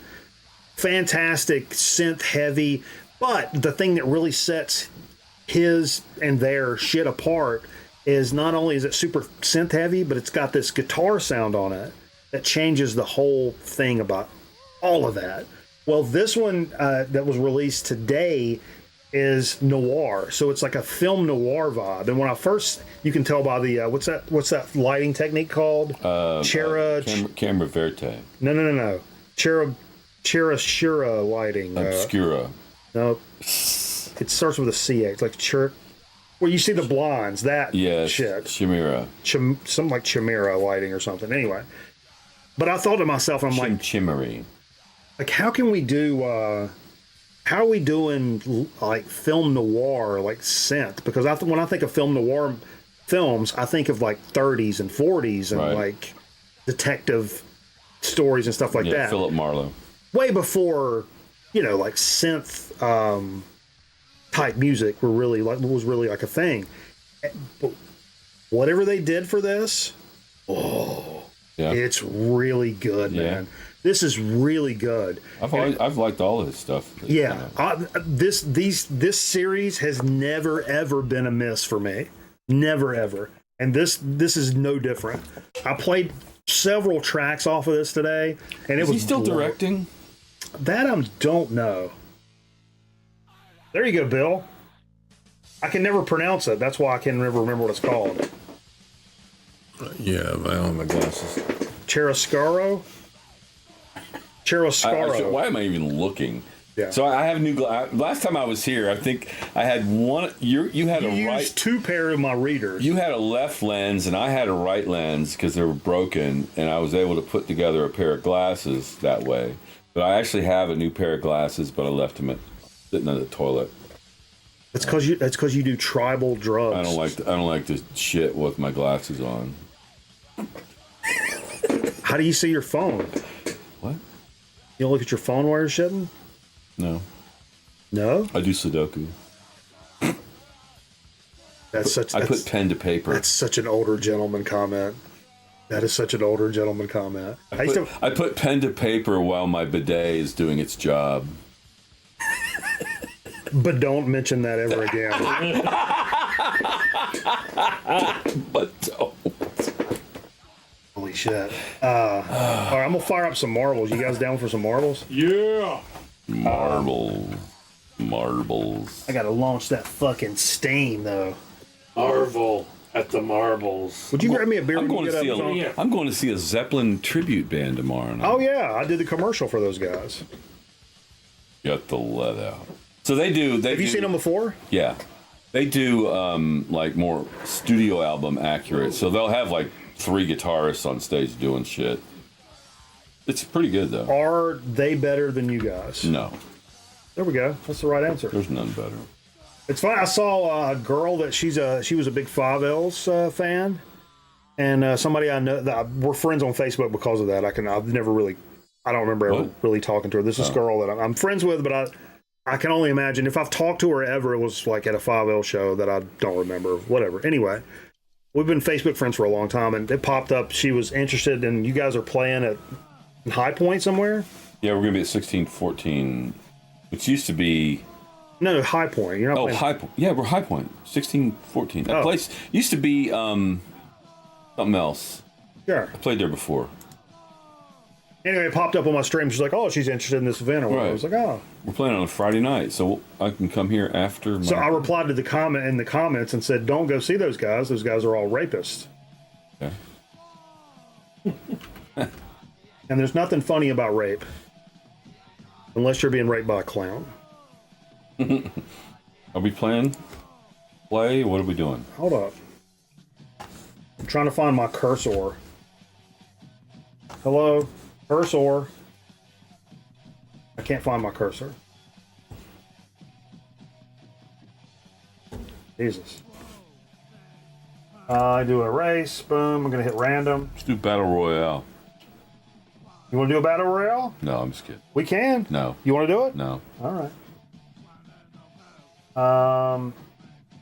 Why is there no Battle Royale to Overwatch? The Overwatch? Yeah. My daughter loves playing Overwatch. Really? There's no Battle Royale? What's her class?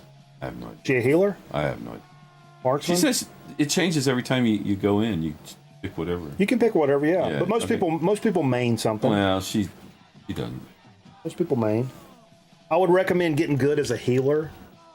Oh yeah. And you get a lot of credit for your team. Like if you can help your team Sure, that way, sure. you can make sure you win. And that's playing ranked. It's the same that's all in that matters. D&D. If you're a cleric, if you're the best is a mixed class like a fighter cleric. What about a paladin?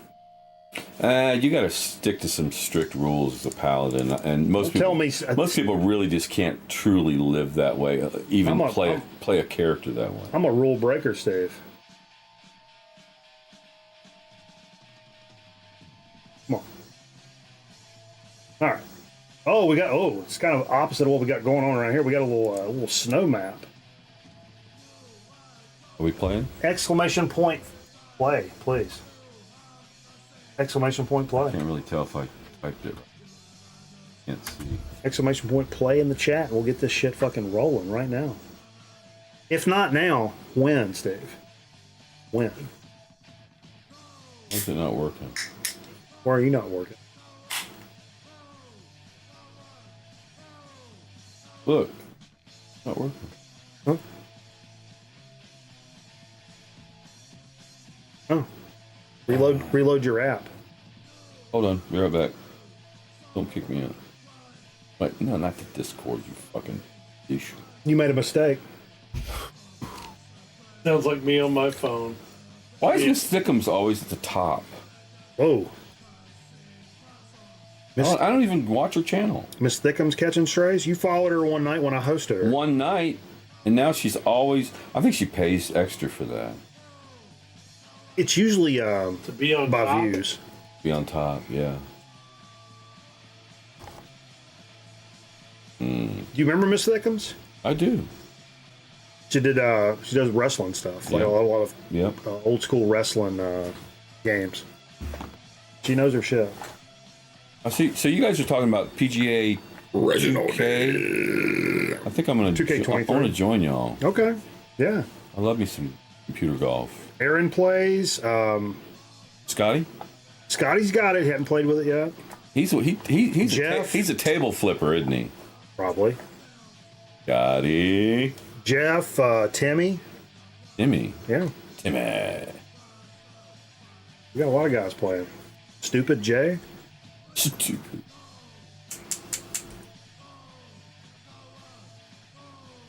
All right. I'm gonna run this shit. Run it? What if that woman's blood sugar was just low and she passed out? Dead. Well, then the paramedics will figure that out. I hope. But Jay could have saved her life. Clear your mind with that Could he? Pompey, Steve. Could he? With his hair. It's funny that this last batch of Hape I got, it came unmarked. We got a little snow map. This is an interesting thing. Boom. Charlie making some power moves here. But we're all jockeying for position here. Look at here. I like this map. This is Yonder. I gotta get ready for Zongman owns the track record on this at 238 and some change. man. Just throwing that out there. It's Charlie's kind of running away with this, but Nate Bouchard is not too far behind. We'll see if anybody gets held up by these boulders, blocking the path moving forward here. Could be a little touch and go racing, Steve, as we get down to the nitty gritty here. Oh, are those fenders touching? They're trading paint.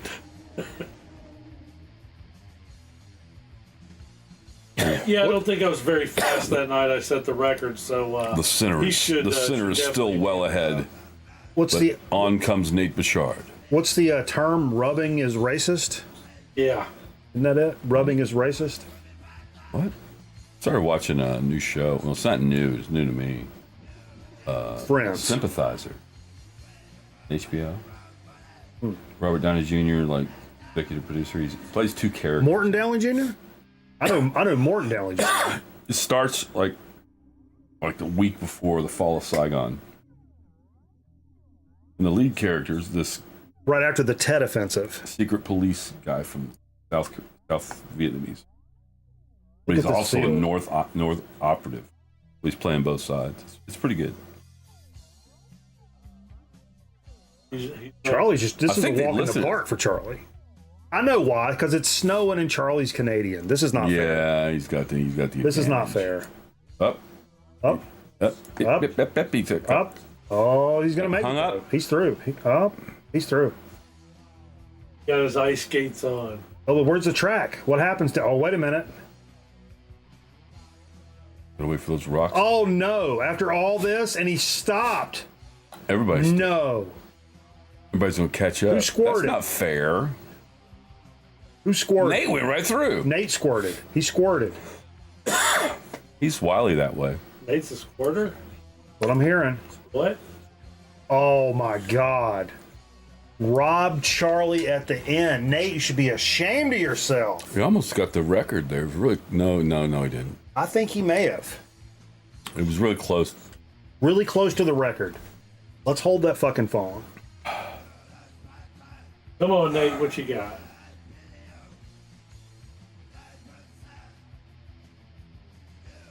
Wow.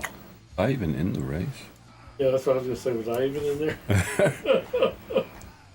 Bringing it comes Detroit Dan. Come on, Dan. We're waiting on you. Boom. Nate Bouchard at 239. Zonk, man, A second. holds the record. Nate just squeaks in just behind the track record.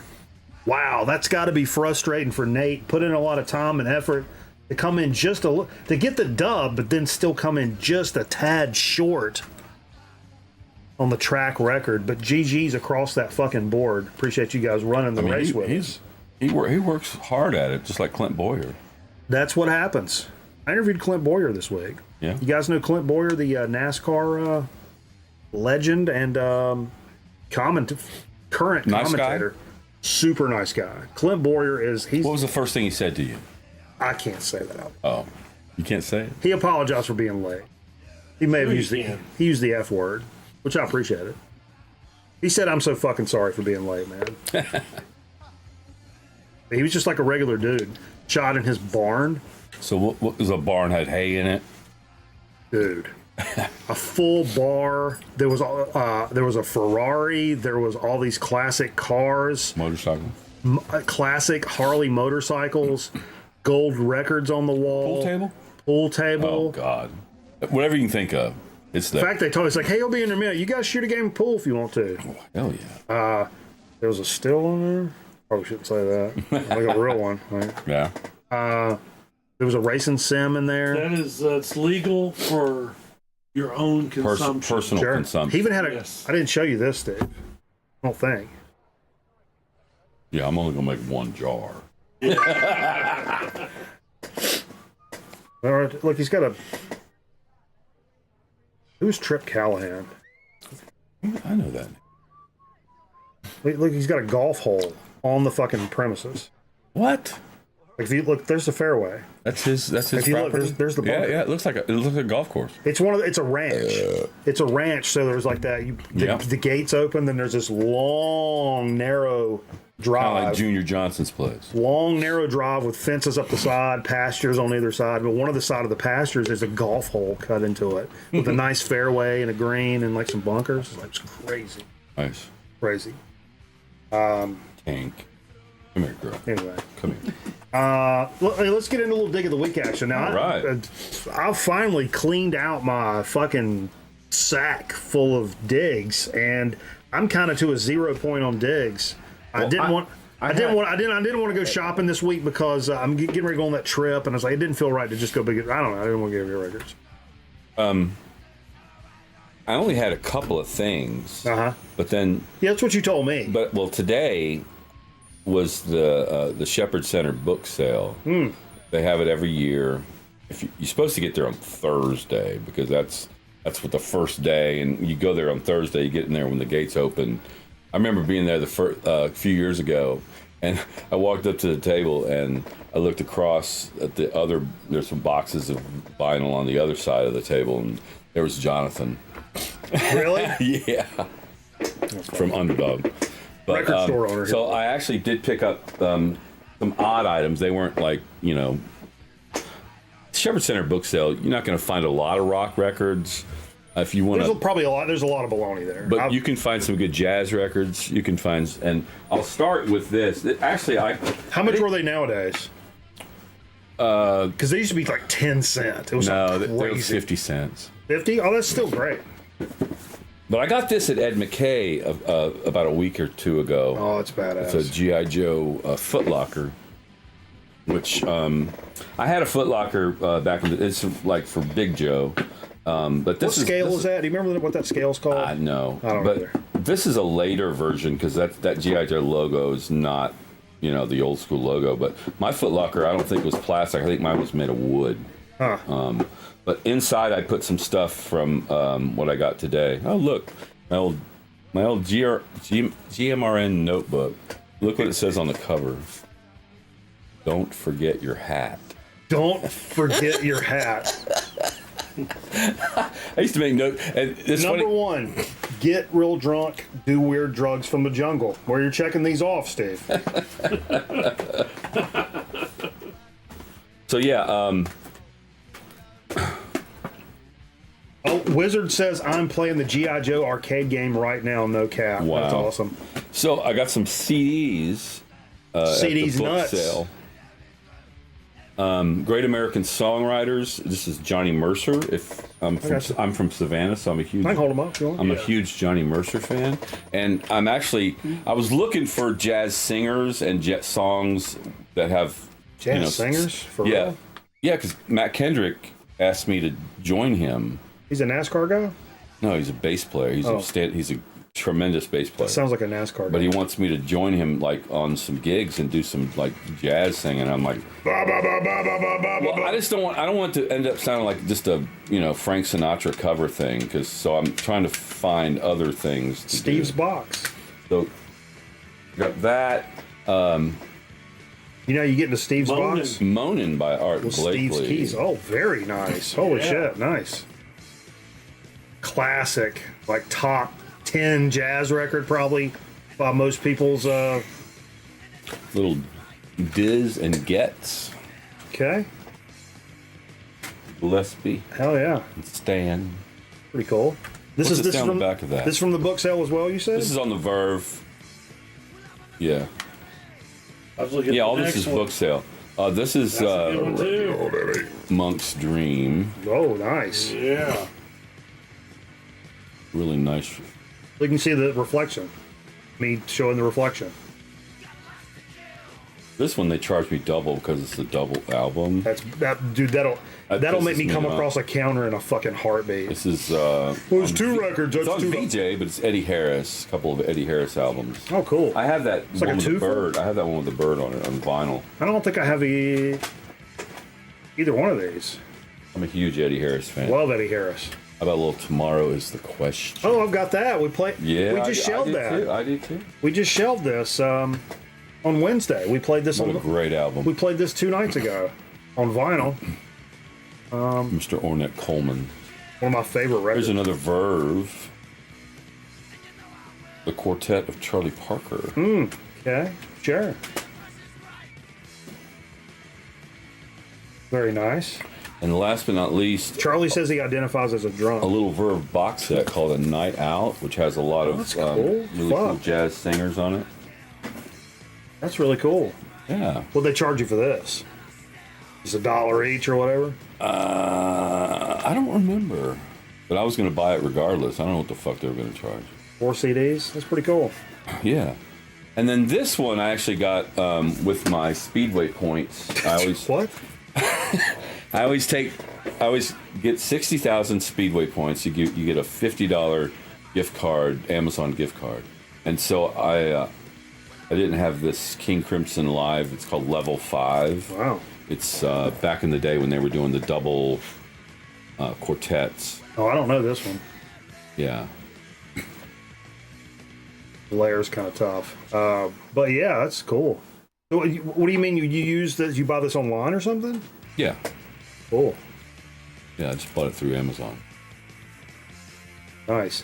Now, how many of those points would technically belong to our employer if we wanted to get technical?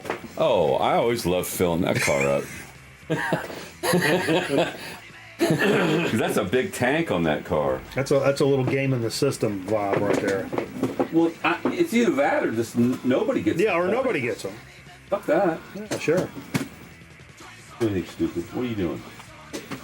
Tink, don't be a weirdo. So that was the CDs. I also got some music. CDs nuts. Some music books. Music books. Yeah.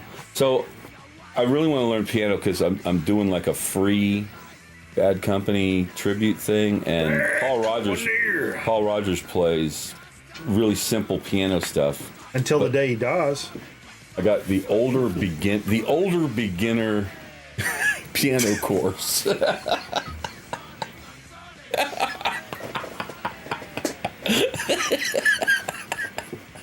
The older beginner. I love that. But I actually am talking to Young M, who's our pianist, Maybe get You're what? pianist. Maybe get some lessons from her. Some lessons for pianist? Pianist. Yeah. Here's a really cool Mel Bay. It's jazz guitar scales and modes. Oh, yeah, nice. Nice little That's cool. compendium there. That's very cool. I'd love to check that out. But is it all, it's all like music, scale stuff. Yeah, it's like handwritten. Can't read that. And last but not least, because I'm trying to learn this motherfucker, Mel Bay's mandolin chords. I know like 3 or 4 chords. The old Mel Bay. Enough to play Battle of Evermore. And My favorite Bay, Mel Bay is probably my second favorite Bay. I really like an Old Bay. yeah, Old Bay's good. Also have some trees. Is that right? Yeah. You'll find one in every car. You'll see. When you held this up earlier, and you kind of like, Who can tell me what that's from? you made a face when you held this up. You'll find one in every car. I thought this was an edible. You'll see. Oh, really? I really thought it was an edible. I was like, yo, son, we about to eat some trees, No, it's son. a tree. About to eat some trees. All right. Zap said Repo Man. Yep. Boom. Exactly. So some of this is, most of this is from today at the book sale. I got Let's Cha Cha Cha, which I love Latin jazz and I love the cha cha shit. Yeah. I've kind of knocked off buying the Cha Cha For records. 50 cents, but I still fucking pick up love a them. cha-cha I still record. fucking love them. And they're collectible and kind of pricey if you go after those. So speaking of weird, this one I had to have just because the idea of Oh, yeah. a visual art being taught on a record. It's Jimmy Nelson's Instant Ventriloquism. And it's I listened to it, it's pretty scratchy and pretty bad shape, but a lot of it's like, okay, now, so there's 2 characters. It's Danny O'Day and Farfel. I haven't heard Farfel yet, but Danny O'Day, he's like, okay, so how do I talk like that? And the guy's like, okay, so I guess in ventriloquism, you can't close your mouth. Did you try cleaning the record, Steve?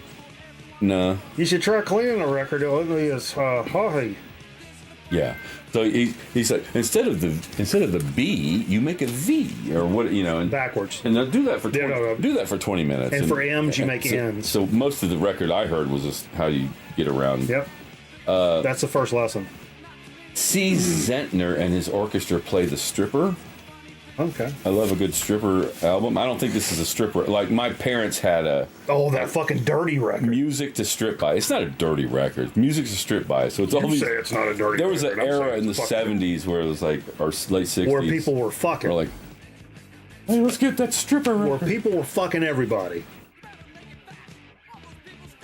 Another weird one. Oh, Nickelback. Fucking sweet. It's not Nickelback. It's the sound of the Nickelodeons at Paul Eakin's Gay 90s Village. Nickel music. Pinwheel spinning around. Look at the pinwheel and see what I found. Music of the gay 90s. Well, that's pointed. All right. We'll do a little quicker. Blue Skies, Songs of Irving Berlin. Oh, you're on your own on this one, Steve. That's what I'm saying. I'm looking for these deep cut, like, jazz That's standards. That's a laceration. An American Triptych. The Greg Smith Singers. That's a cool cover. Doing Aaron Copland in the beginning. William Schumann, Carols of Death. Jesus. And Samuel Barber, Reincarnation. I figured this has got to be weird. So, The cover is fantastic. yeah. Some nice piece of art right there, actually. Frame that, put it on the wall if it sucks. This one I got because it's in such good shape. It's on. Is that Coach K? It's a Columbia Masterworks, and it's La Mer and Afternoon of the Fawn is like 2 of my favorites. Daphne and Chloe. Philadelphia Orchestra. Nice. Because I do a lot of choral music, and I really like Brahms, from Johannes Brahms. Dude, you went fucking old school with a bunch of fucking records for cheap. So now we got Charlie Bird, I got some Charlie the Bird. guitar. Nice cover there. And usually these Some of the Charlie Bird stuff I will is really say good. Some of it's not. most of these records at the book sale are usually in really good shape. There's a Herbie Mann Brazil Blues. Wow, I've never seen this one, Yeah. actually. There was another Herbie Mann there too, but it was just the cover, the record. I looked for the record, but Wow. I didn't have it either. Check that out. I've never heard that one. Yep. Huh. Do you know Clark Terry? I do know Clark Terry. Absolutely. I don't know Clark Terry. Mumble. Wow, what label is this? Show it off first. I thought he was a trumpet player. Is he not a trumpet player? He's holding a trumpet. A trumpet? That's a trumpet. There's your. Yeah. That's what kind of trumpet you say? Cornet. Flugelhorn. Flugelhorn. Okay. Yeah. I can't see the bell. Sure. It would tell me if it's a flugelhorn. Don't be using terms. You're throwing out terms. What label is this on? Yes. Mainstream. Okay. Mainstream. Cool. That's neat. Yep. A couple more. Now these I did not get at the book sale. Look over there on the floor. No, this is from the That's floor. the one from So, Oh, is it? So I saw that. One Dude with his One penis Love, out. the One Love movie.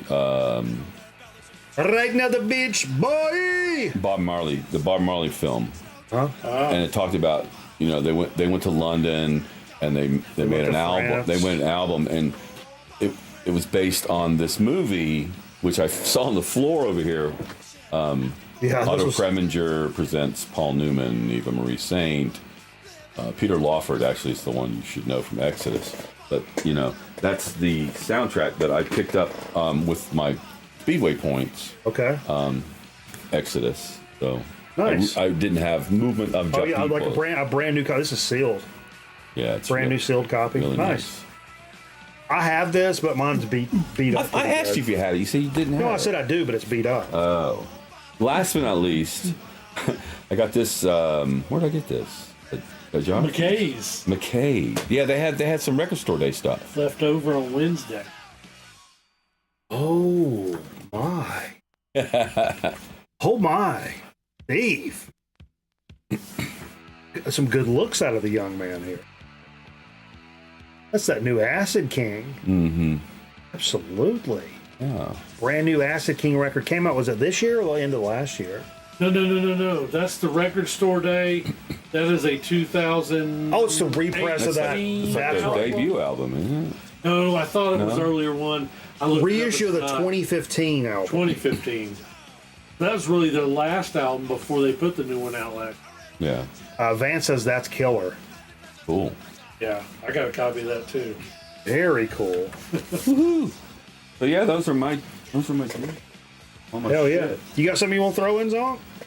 For some digs? Tired. Yeah. Were you gonna do those others too? What other?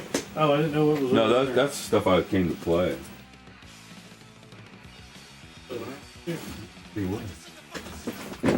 Oh, let me try to do something without crashing into the camera. Crash into me, yeah. Amen. Hey, everybody, what's Yeah, going on? Who's here? It's the grandpa back. Yes. Thank you for the shout out last week and the shot. Thank you to everybody who in the chat said congratulations and all that Hey, jazz. Steve, can I have one of those strong beers? You got a strong beer? beer. I'm kind of feeling spunky. So Our yeah, local brewery, What brewery? Winston-Salem. Winston-Salem, is it? The Jade IPA. I'm not much of a drinking man. whoa, I mean, for me, Jade. I'm taking it relatively easy. I still get loose on Friday nights. It's a much more sober Mikey Bananas. A little more Yes. uptight. A little more uptight. I like things to be a certain way. a little bit more aggressive sometimes too. This is a taut ship over here. Aggressive. I like things to run a certain way. Jay's ass still hurts. Yeah.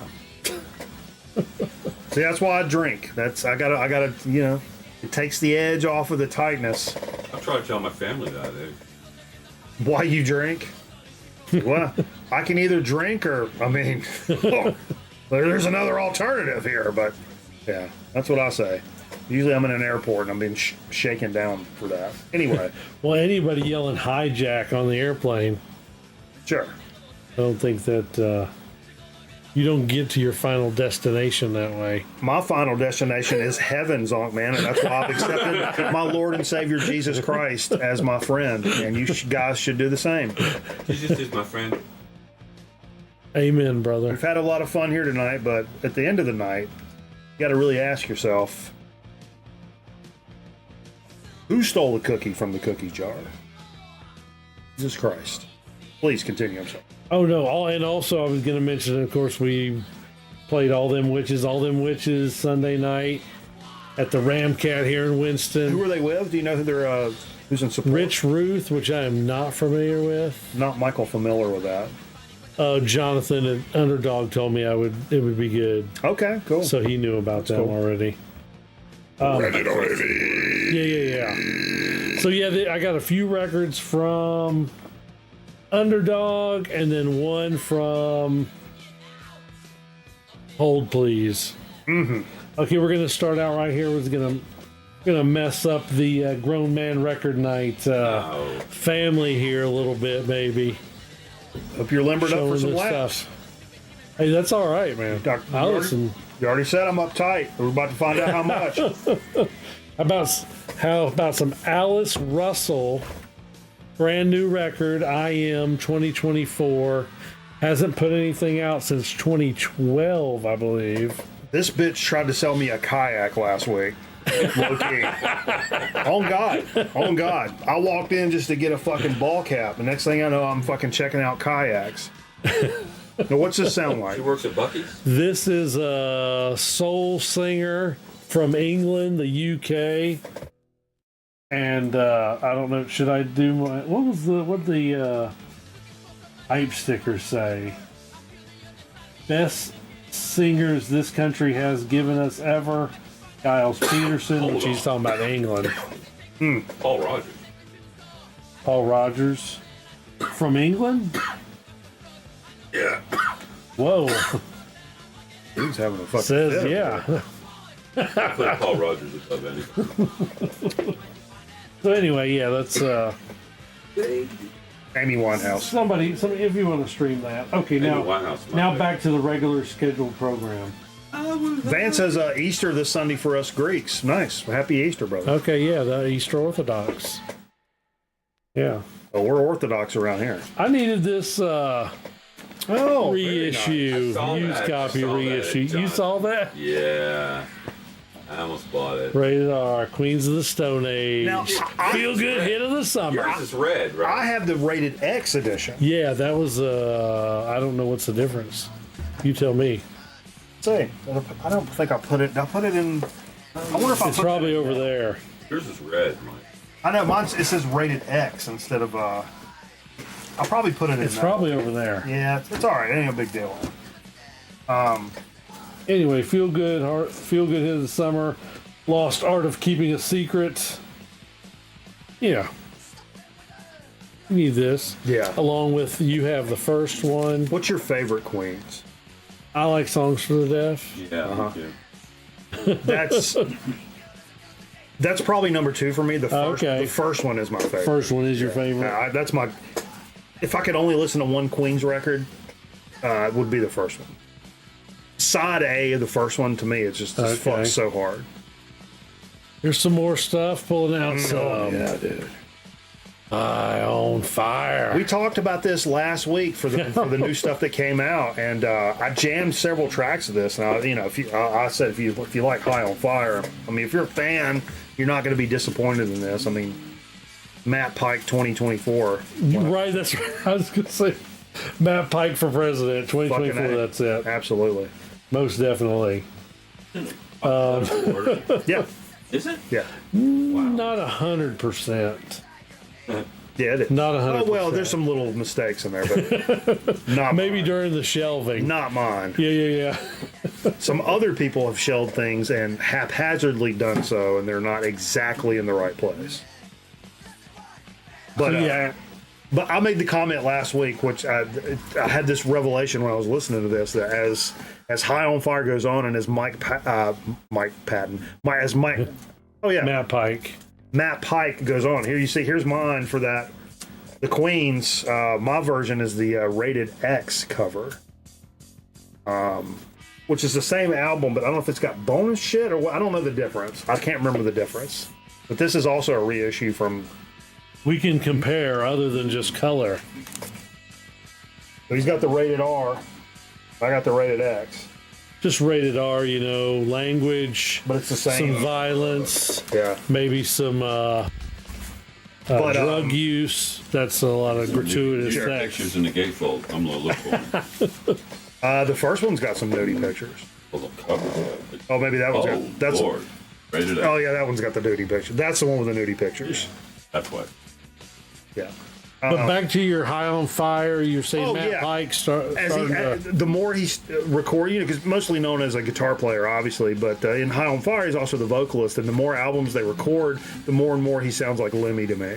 Okay. Which is not a slight at all, because he's always had that kind of street boy, but as he gets older, that sounds more and more like Lemmy to me, Okay. which is pretty cool. But anyway, Yeah. That's from what I jam from it, fucking phenomenal. Do you have a favorite High on Fire track of all time? No, man, I can't think. I know. I would have to go Baghdad is probably my favorite. See, I might not even have that album. That's the first one, Art of War. Yeah, I don't have that. Baghdad is that's the slammer on there for me, for sure. Hell yeah. And I got one more here. Boom, gotta throw this out. This was the Hold Please. Hold these. Little Oh, I Caius. saw this. Unofficial. Uh-huh. I guess it's from an FM broadcast is what it says. It's FM. I have actually not played that yet, so I don't even know if it sounds good or not. FM from Cologne, Germany. August Cologne. August 19th, Cologne. 1995. Cologne, Germany. Wow, that's cool. And you know, I thought about this. I thought about hold pleading this because I saw it right when it came out, and was it like a Monday? no, there was two of them. Was it really? Because I missed one. Oh, maybe that was the one I did. I missed one, Yeah. and then when it hit again, I was like, I'm gonna Yeah, get it for sure. I should have grabbed one. What's the They'll label? do What's the another label one. on the Caius Vance is asking? Mind Control. Mind Control. Does that sound right? You know how bootlegs and unofficials always screw stuff up. I was going to show that for this show, probably 95. I'm trying to get my damn time frame right. It shows, what's his name? The drummer here is Brant Alfredo Bjork. Hernandez. And Brant Bjork's on the back. cover. Oh, okay. Yeah. Yeah. So I think Brant Bjork was already gone Probably so. for 95 tour of I Sky would think Valley. so. That would have been Alfredo Hernandez. Right, so Alfredo Hernandez was drumming, but he wasn't on the studio record until And the Circus Leaves Town. Yeah. Which I think is underrated. A lot of people shit on that record. I really Yeah, like it's good. it. One I think Inch it's- Man. Oh, yeah. It's a fantastic Classic Caius. album. Yeah, I think so. Yeah. Decent That's label it. for bootlegs, he says. Oh, okay, cool. Hell yeah. Let's that was dig of the week. A good dig of the week, and I didn't have fucking shit. That's great. Didn't have to do nothing. I got nothing to shelve, folks, other than what we played tonight. So that's great. That's great. But yeah, glad you guys got to come in and do some fucking butt business here. We'll take us a quick commercial break. Come back with so to speak and chip chat and continuing more of the great time of fellowship here tonight. On the 550th episode of Gourmet Damn. Record Night. If you can fucking fathom that shit. 550 episodes. 550. It's crazy business. We'll be right back.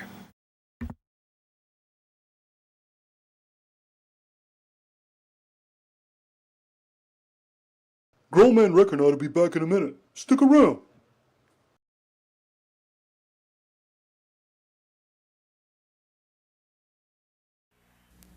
If you look as broad as this, and you'd rather look as slim as this, try the AIDS Reducing Plan. Delicious tasting AIDS candy contains vitamins and minerals, no drugs. Taken with a hot drink before meals, AIDS helps you curb your appetite. You eat less because you want less, so you lose weight naturally. Thousands of men and women have lost weight on the AIDS plan. You can too. Why not try AIDS? They work.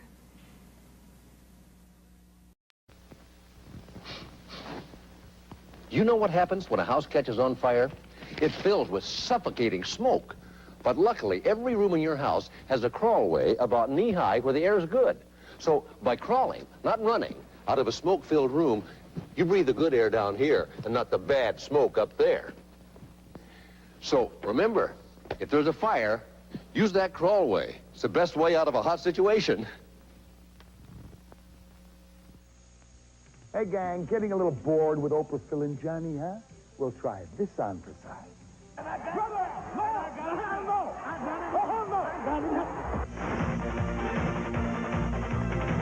Wait, shut up and let me answer the question. Shut up.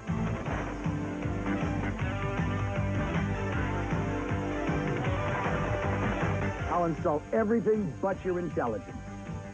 Weeknights at 11, only on 31 UHF. New Spalding shoes feel like wings for your feet, and with wings on your feet, you can fly. I'm Terry Bradshaw, and I hate to run, but not running is worse. So if I've got to run, it's going to be in the most comfortable shoes I can find. Spalding. They do for my feet what the Pittsburgh receivers have done for my arms. Feet that feel good.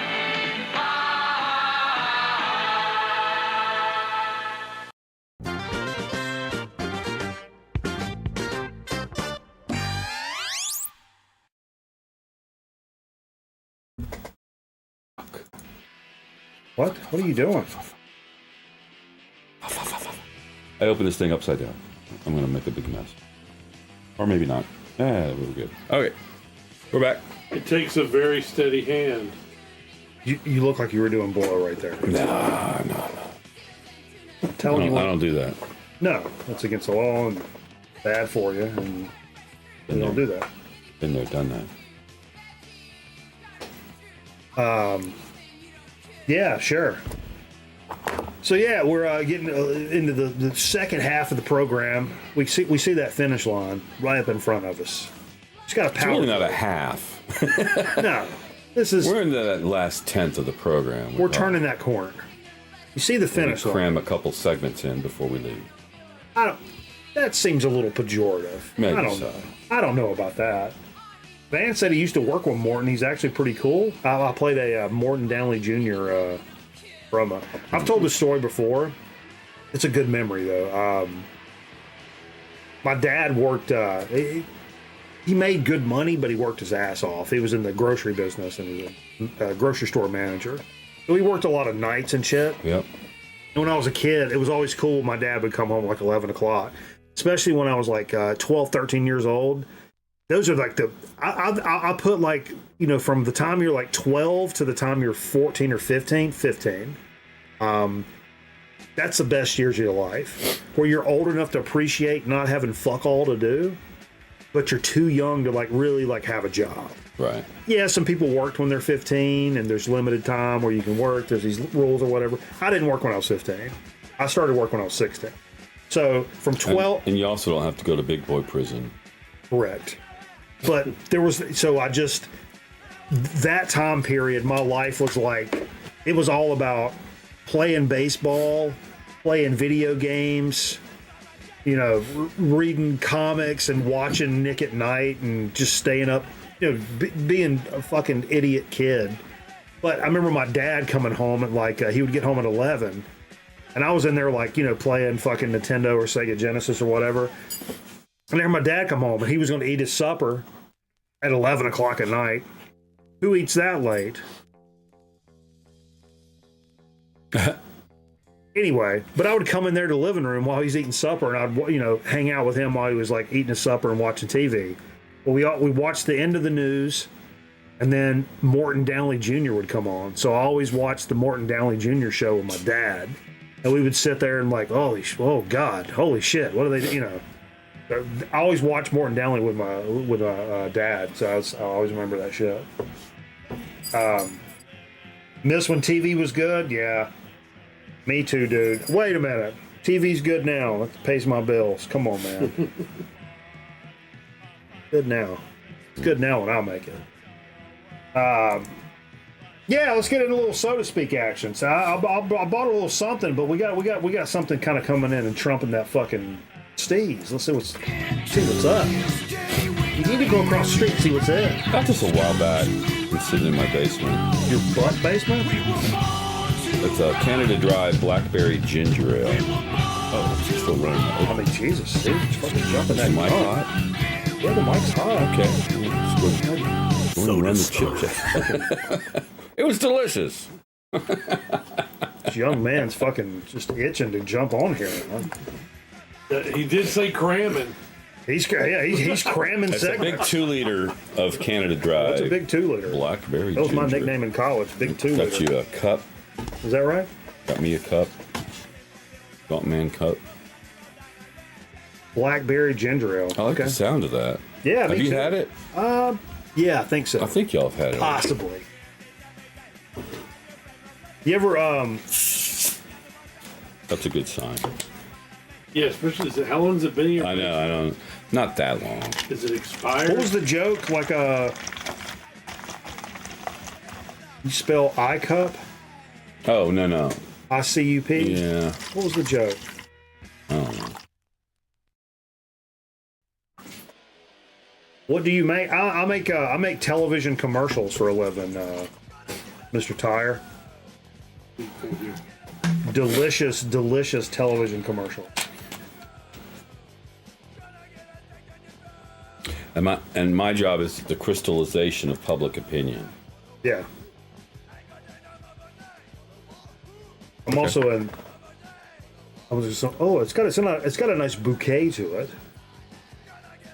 It's got a bouquet. A lot of these sodas lack a bouquet. This has a bouquet. I don't hate that. A Phoebe It's bouquet. a ginger ale with a nice kind of floral blackberry. Yeah, it doesn't overpower the ginger ale. Let's call it. Let's be professionals and call that botanical. I detect a little slight edge of botanical there. Would you? I was going to say floral, and so yeah, botanical. Yeah, absolutely. Comes to A mind. little juniper maybe, or a little coriander. I don't know. Well, it's I think what this is lacking. Where's my goddamn liquor? I saved a little bit in here. I'm gonna do a little. You just pour it right in there. yeah, You do an actual shot. sure, You measure it. sure. I want to make sure I get what I paid for. You can measure it. I'm just gonna shoot it and chase it. Use my Donk, you want to? No, I'm good. I'm gonna stir it with my. No, I want you to drive real drunk. If you can just get real drunk and drive, Stir it with my Carita. and then I'll send Jay behind you. And if your dead body's on the side of the road, he can call it in. It's no problem. That service comes. That's pro bono. I missed my opportunity, but that's what I want to tell Jay. Hey, when we leave here, as long as you keep me on the side of the road, you call my dead body. All that shit. None of that shit All was of a it. fucking bit. I'm reiterating. Jay finding a dead body was not a bit. we should get the 911 call. We're gonna get the 911 call.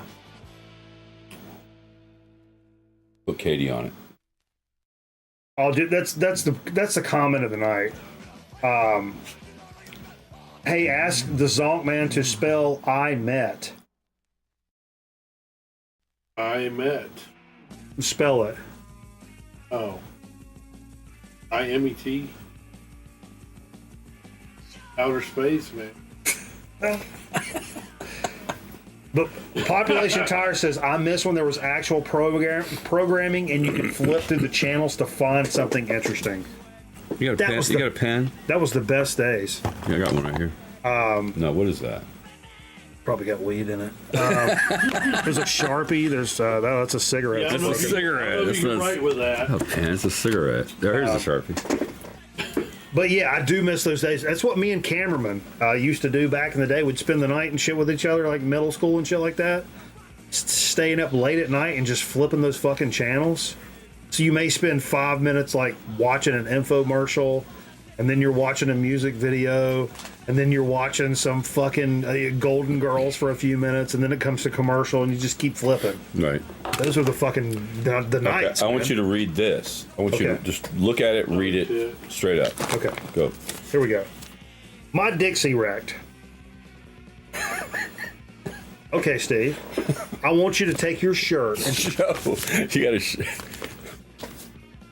Okay, but you have to oblige me now.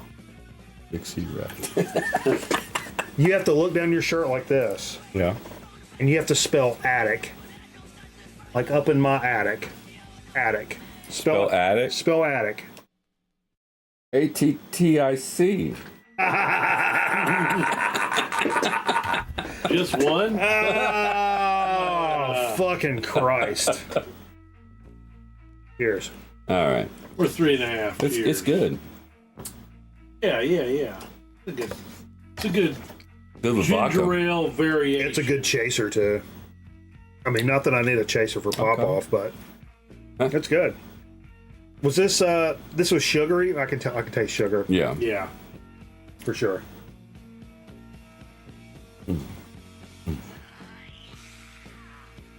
I think, you ever dream of soda? Dream of soda? Yeah. No. I have a reoccurring soda dream. True story. Like, you know, the fountain drinks. You're a big fountain, fountain guy. Especially back in the day, you could get those fucking... Everything was the same price, 69 cents, even if you got the fucking Thirst Slayer, which was this fucking big. 64 ounce. 64 ounce styrofoam cup or whatever. But a place that has that with that price, and it's like the chewy ice, the pellet ice, but like a diet ginger ale over pellet ice, and I dream about that, like actually in my sleep, and I've never actually found that. Diet ginger ale. I was gonna say, does it exist? I've never had it. I mean, I've had it, but it exists. Not as a fountain. Not as a fountain. Right. Because I don't do sugar. This is an exception, but what's the one out of Dillon? Ginger ale. Blinum's. Oh my god, the best. The I'm hot. sorry. I know you guys love Verner's or whatever, but fuck. Oh, Blinum's fucks that out of the Especially water. the hot. The hot Blinum's is the ginger ale. I'll take the fucking Pepsi challenge. The rest, no. I love a lot of the other ginger ales too, but the hot Blinum's is the cream of the fucking crop. No argument on that one. Used to be a place in the mall near me that had bubblegum flavored slushies, and that was off the chain. Oh my god! You know what I love? I don't know if anybody Slush does puppies. this. Slush puppies. We've talked about that recently, actually. But Those little balls were just amazing. Is this a Cub Scout story again? I thought we covered that earlier. No, but I always was a big, when you go to like an icy thing, I was a Coke. I was a Coke icy Cherry guy. Coke. But, The cherry and the Coke. You get a cherry Coke. Yeah, I like the straight Coke. But Yeah, you do. but nowadays, why can't I have a fucking Diet Coke slushy? They got them somewhere? It don't do right. Oh, it's got to do right. Ain't no reason it can't. Because there aren't enough adults who are going to order a slush. Or even better, go Coke Zero or Coke Zero Sugar, because it tastes more like regular Coke. Do a big ass fucking slushy of What they need to that bring back is Pepsi Max and do a slushy with that.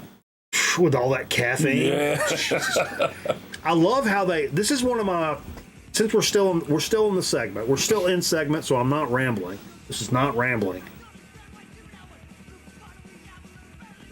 They slyly took Pepsi Max, which was a zero sugar Pepsi version, but was different than Diet Pepsi. Mm-hmm. But it had more fucking caffeine in it than a fucking Mountain Dew or a Sun-Dry. Or Mellow Yellow. I think it was 69 milligrams per 12 ounces. Mm-hmm. So that's over 10, it's like almost 15 more than a Mountain Dew. Yeah. Which you wouldn't have thought from a Pepsi product or from a cola product. Cola. And super heavy with caffeine. And then they rebranded, much like Coca-Cola did. because it used to be Coke Zero, then it became Coke Zero Sugar. But I don't know that the formula may have changed a little bit, but the caffeine content stayed relatively the same, right around that same thing. But the Pepsi Max went from 69.70 to like nothing. Right. And they didn't really make they never really touted the caffeine portion of Pepsi Max. It was like, oh, it's just Pepsi with a kick. It's Pepsi with a little extra rainbow and sprinkles. Like, just they danced around the issue without saying like, this is almost a fucking energy drink, which is what they should have marketed it at. Like, hey, look. It had ginseng in it too. What they should have said was like, hey, do you like how Mountain Dew jacks you the fuck up, but all that citric acid is rotting the fucking enamel off your teeth? Or here's a cola that gives you just as much caffeine without the fucking citric acid. That's how they should have been marketed. So you make commercials for a living. Sure. But anyway, they cut the caffeine in like literally half and just kind of slit it. So I'm like, oh, they rebranded, and I picked up a Pepsi Zero Sugar. And next thing you know, my head's fucking laid out on my desk, and I'm like, what the fuck is going on? Well, this shit has barely any caffeine in it. Anyway. A little bit of a rant. But, no, I understand. I feel you when they steal, because I like Pepsi Max also. Yeah, it was. I hate when they stop making your fucking drink. I loved it. It wasn't my favorite drink in the world, but I loved that I could get a cola with a fuck ton of caffeine in it. Because I did love like a Diet Mountain Dew. But like, yeah, that citrus, after a while, if you drink a lot of that shit, you can feel that shit on your fucking teeth. Like, this citric acid's fucking taking its toll.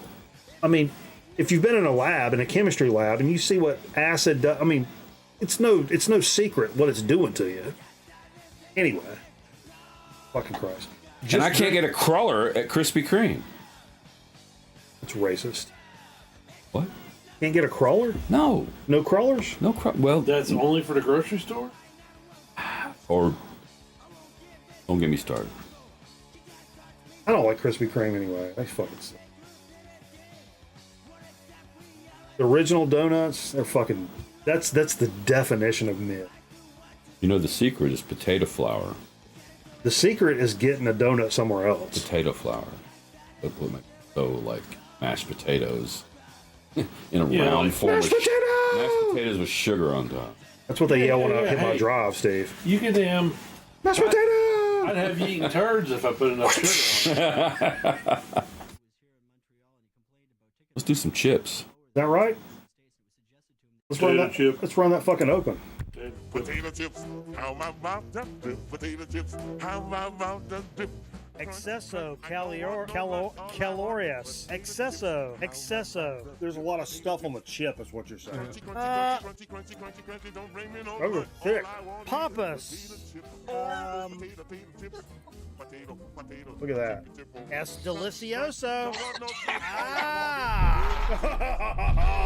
Sting City. Berry cake. Crawler. All I fucking want. Oh, those are mine. Yeah. You said. Now I can go down to like Myrtle Beach and stop at a Krispy Kreme, and they got crawlers in it. But at our flagship station, which should be a museum and have every product. I mean, we are the headquarters of Krispy Kreme. Yeah. We should have every product on display. Yeah. But they don't have enough display case room. Case room, yeah. You said the blueberry cake? Blueberry cake and crawler, yeah. I would go blueberry cake, probably even before blueberry, is the chocolate cake. I like the chocolate cake, blueberry cake, and the crawler. You know why? Because they're cake donuts. Right. They're not Krispy Kreme, like really. Right. Because I like cake donuts better. That just means you don't like Krispy Kreme. Apple fritter. Apple fritter is another one. I do like Krispy Kreme. Oh, that's not a traditional Krispy Kreme. Oh, I love it. That's what I'm saying. I go to Duck. No, I can't think of the fucking donut.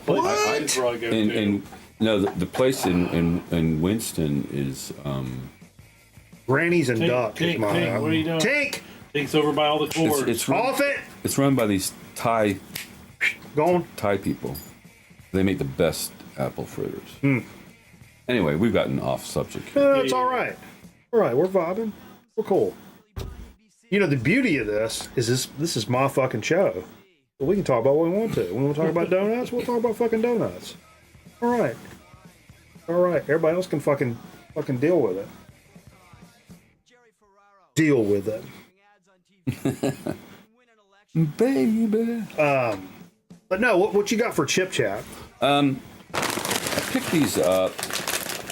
You want to do the OBS? You want to talk about the OBS at all? Sure. I saw these today when I was stopped at a CVS. They had like a whole display of Sabrita's products. You have your receipt? No. Your CVS receipt? Cacahuates. You know what cacahuates are? That's Spanish for kumquat? No, it's Spanish for peanuts.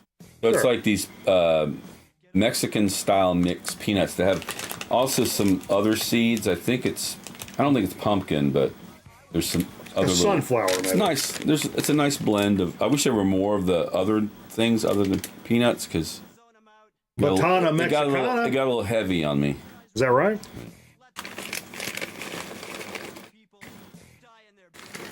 Pretty good. And it's got like a kind of a chili lime thing going Mm-hmm. on there. It's not hot. No. Did you try? Oh, It's no. it's zingy. Yeah.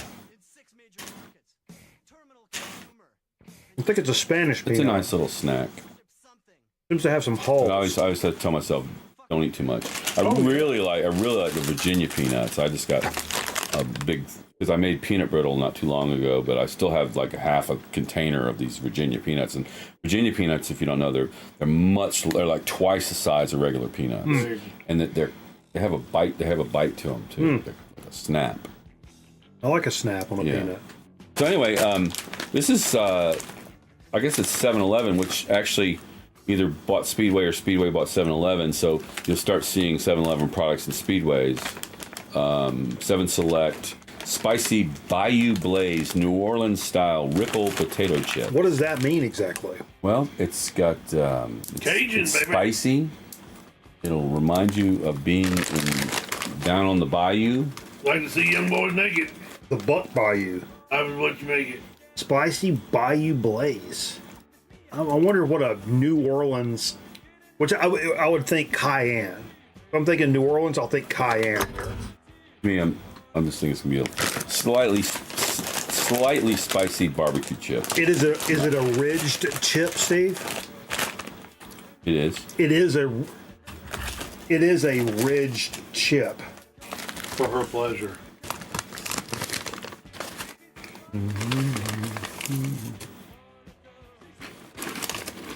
Yeah. Oh yeah. Good.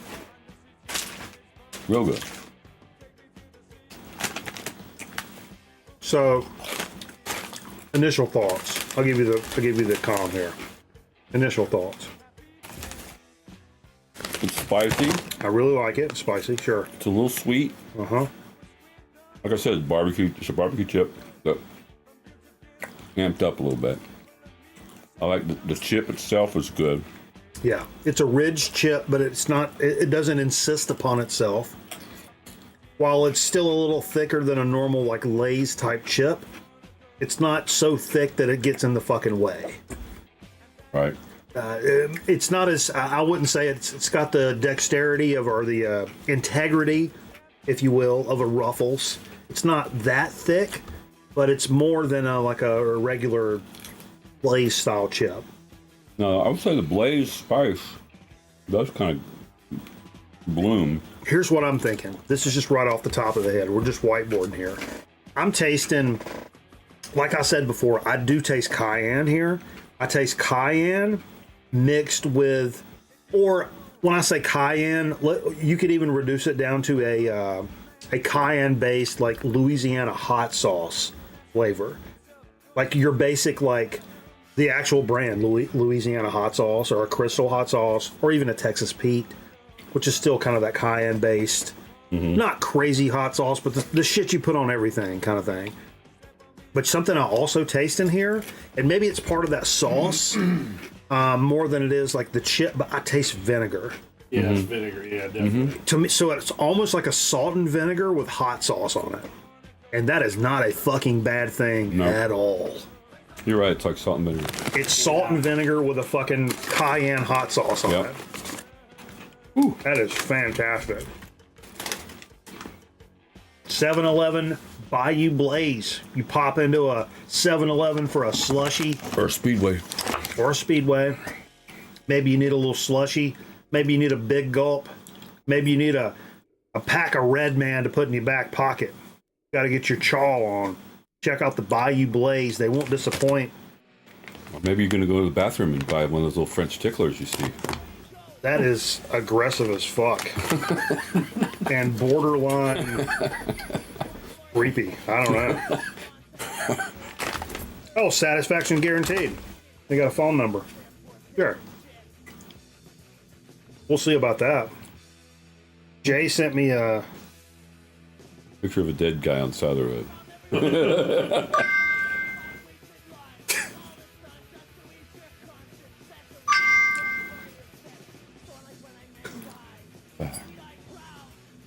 Let me just show you what Jay. Let me show you guys what Jay texted me. Now you fucking assholes that jump in at the very beginning of the show and you leave and you never come back.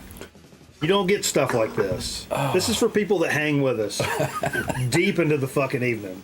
Because this is the shit stupid Jay text at 1:26 in the AM. It's not gonna work. Turn your phone's light down. No. Yeah, it works. What, the brightness? Yeah, the brightness. Just turn it down a little bit. All right. Baby, turn about halfway.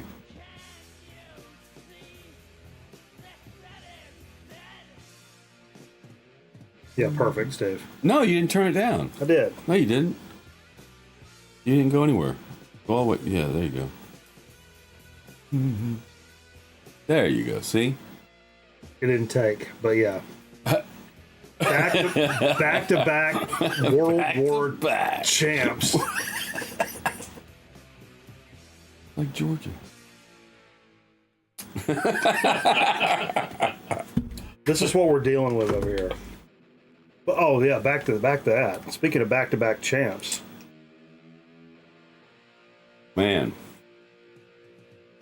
We'll play some more records. He's going to call the... I was calling the line. Satisfaction guaranteed. We want our money back.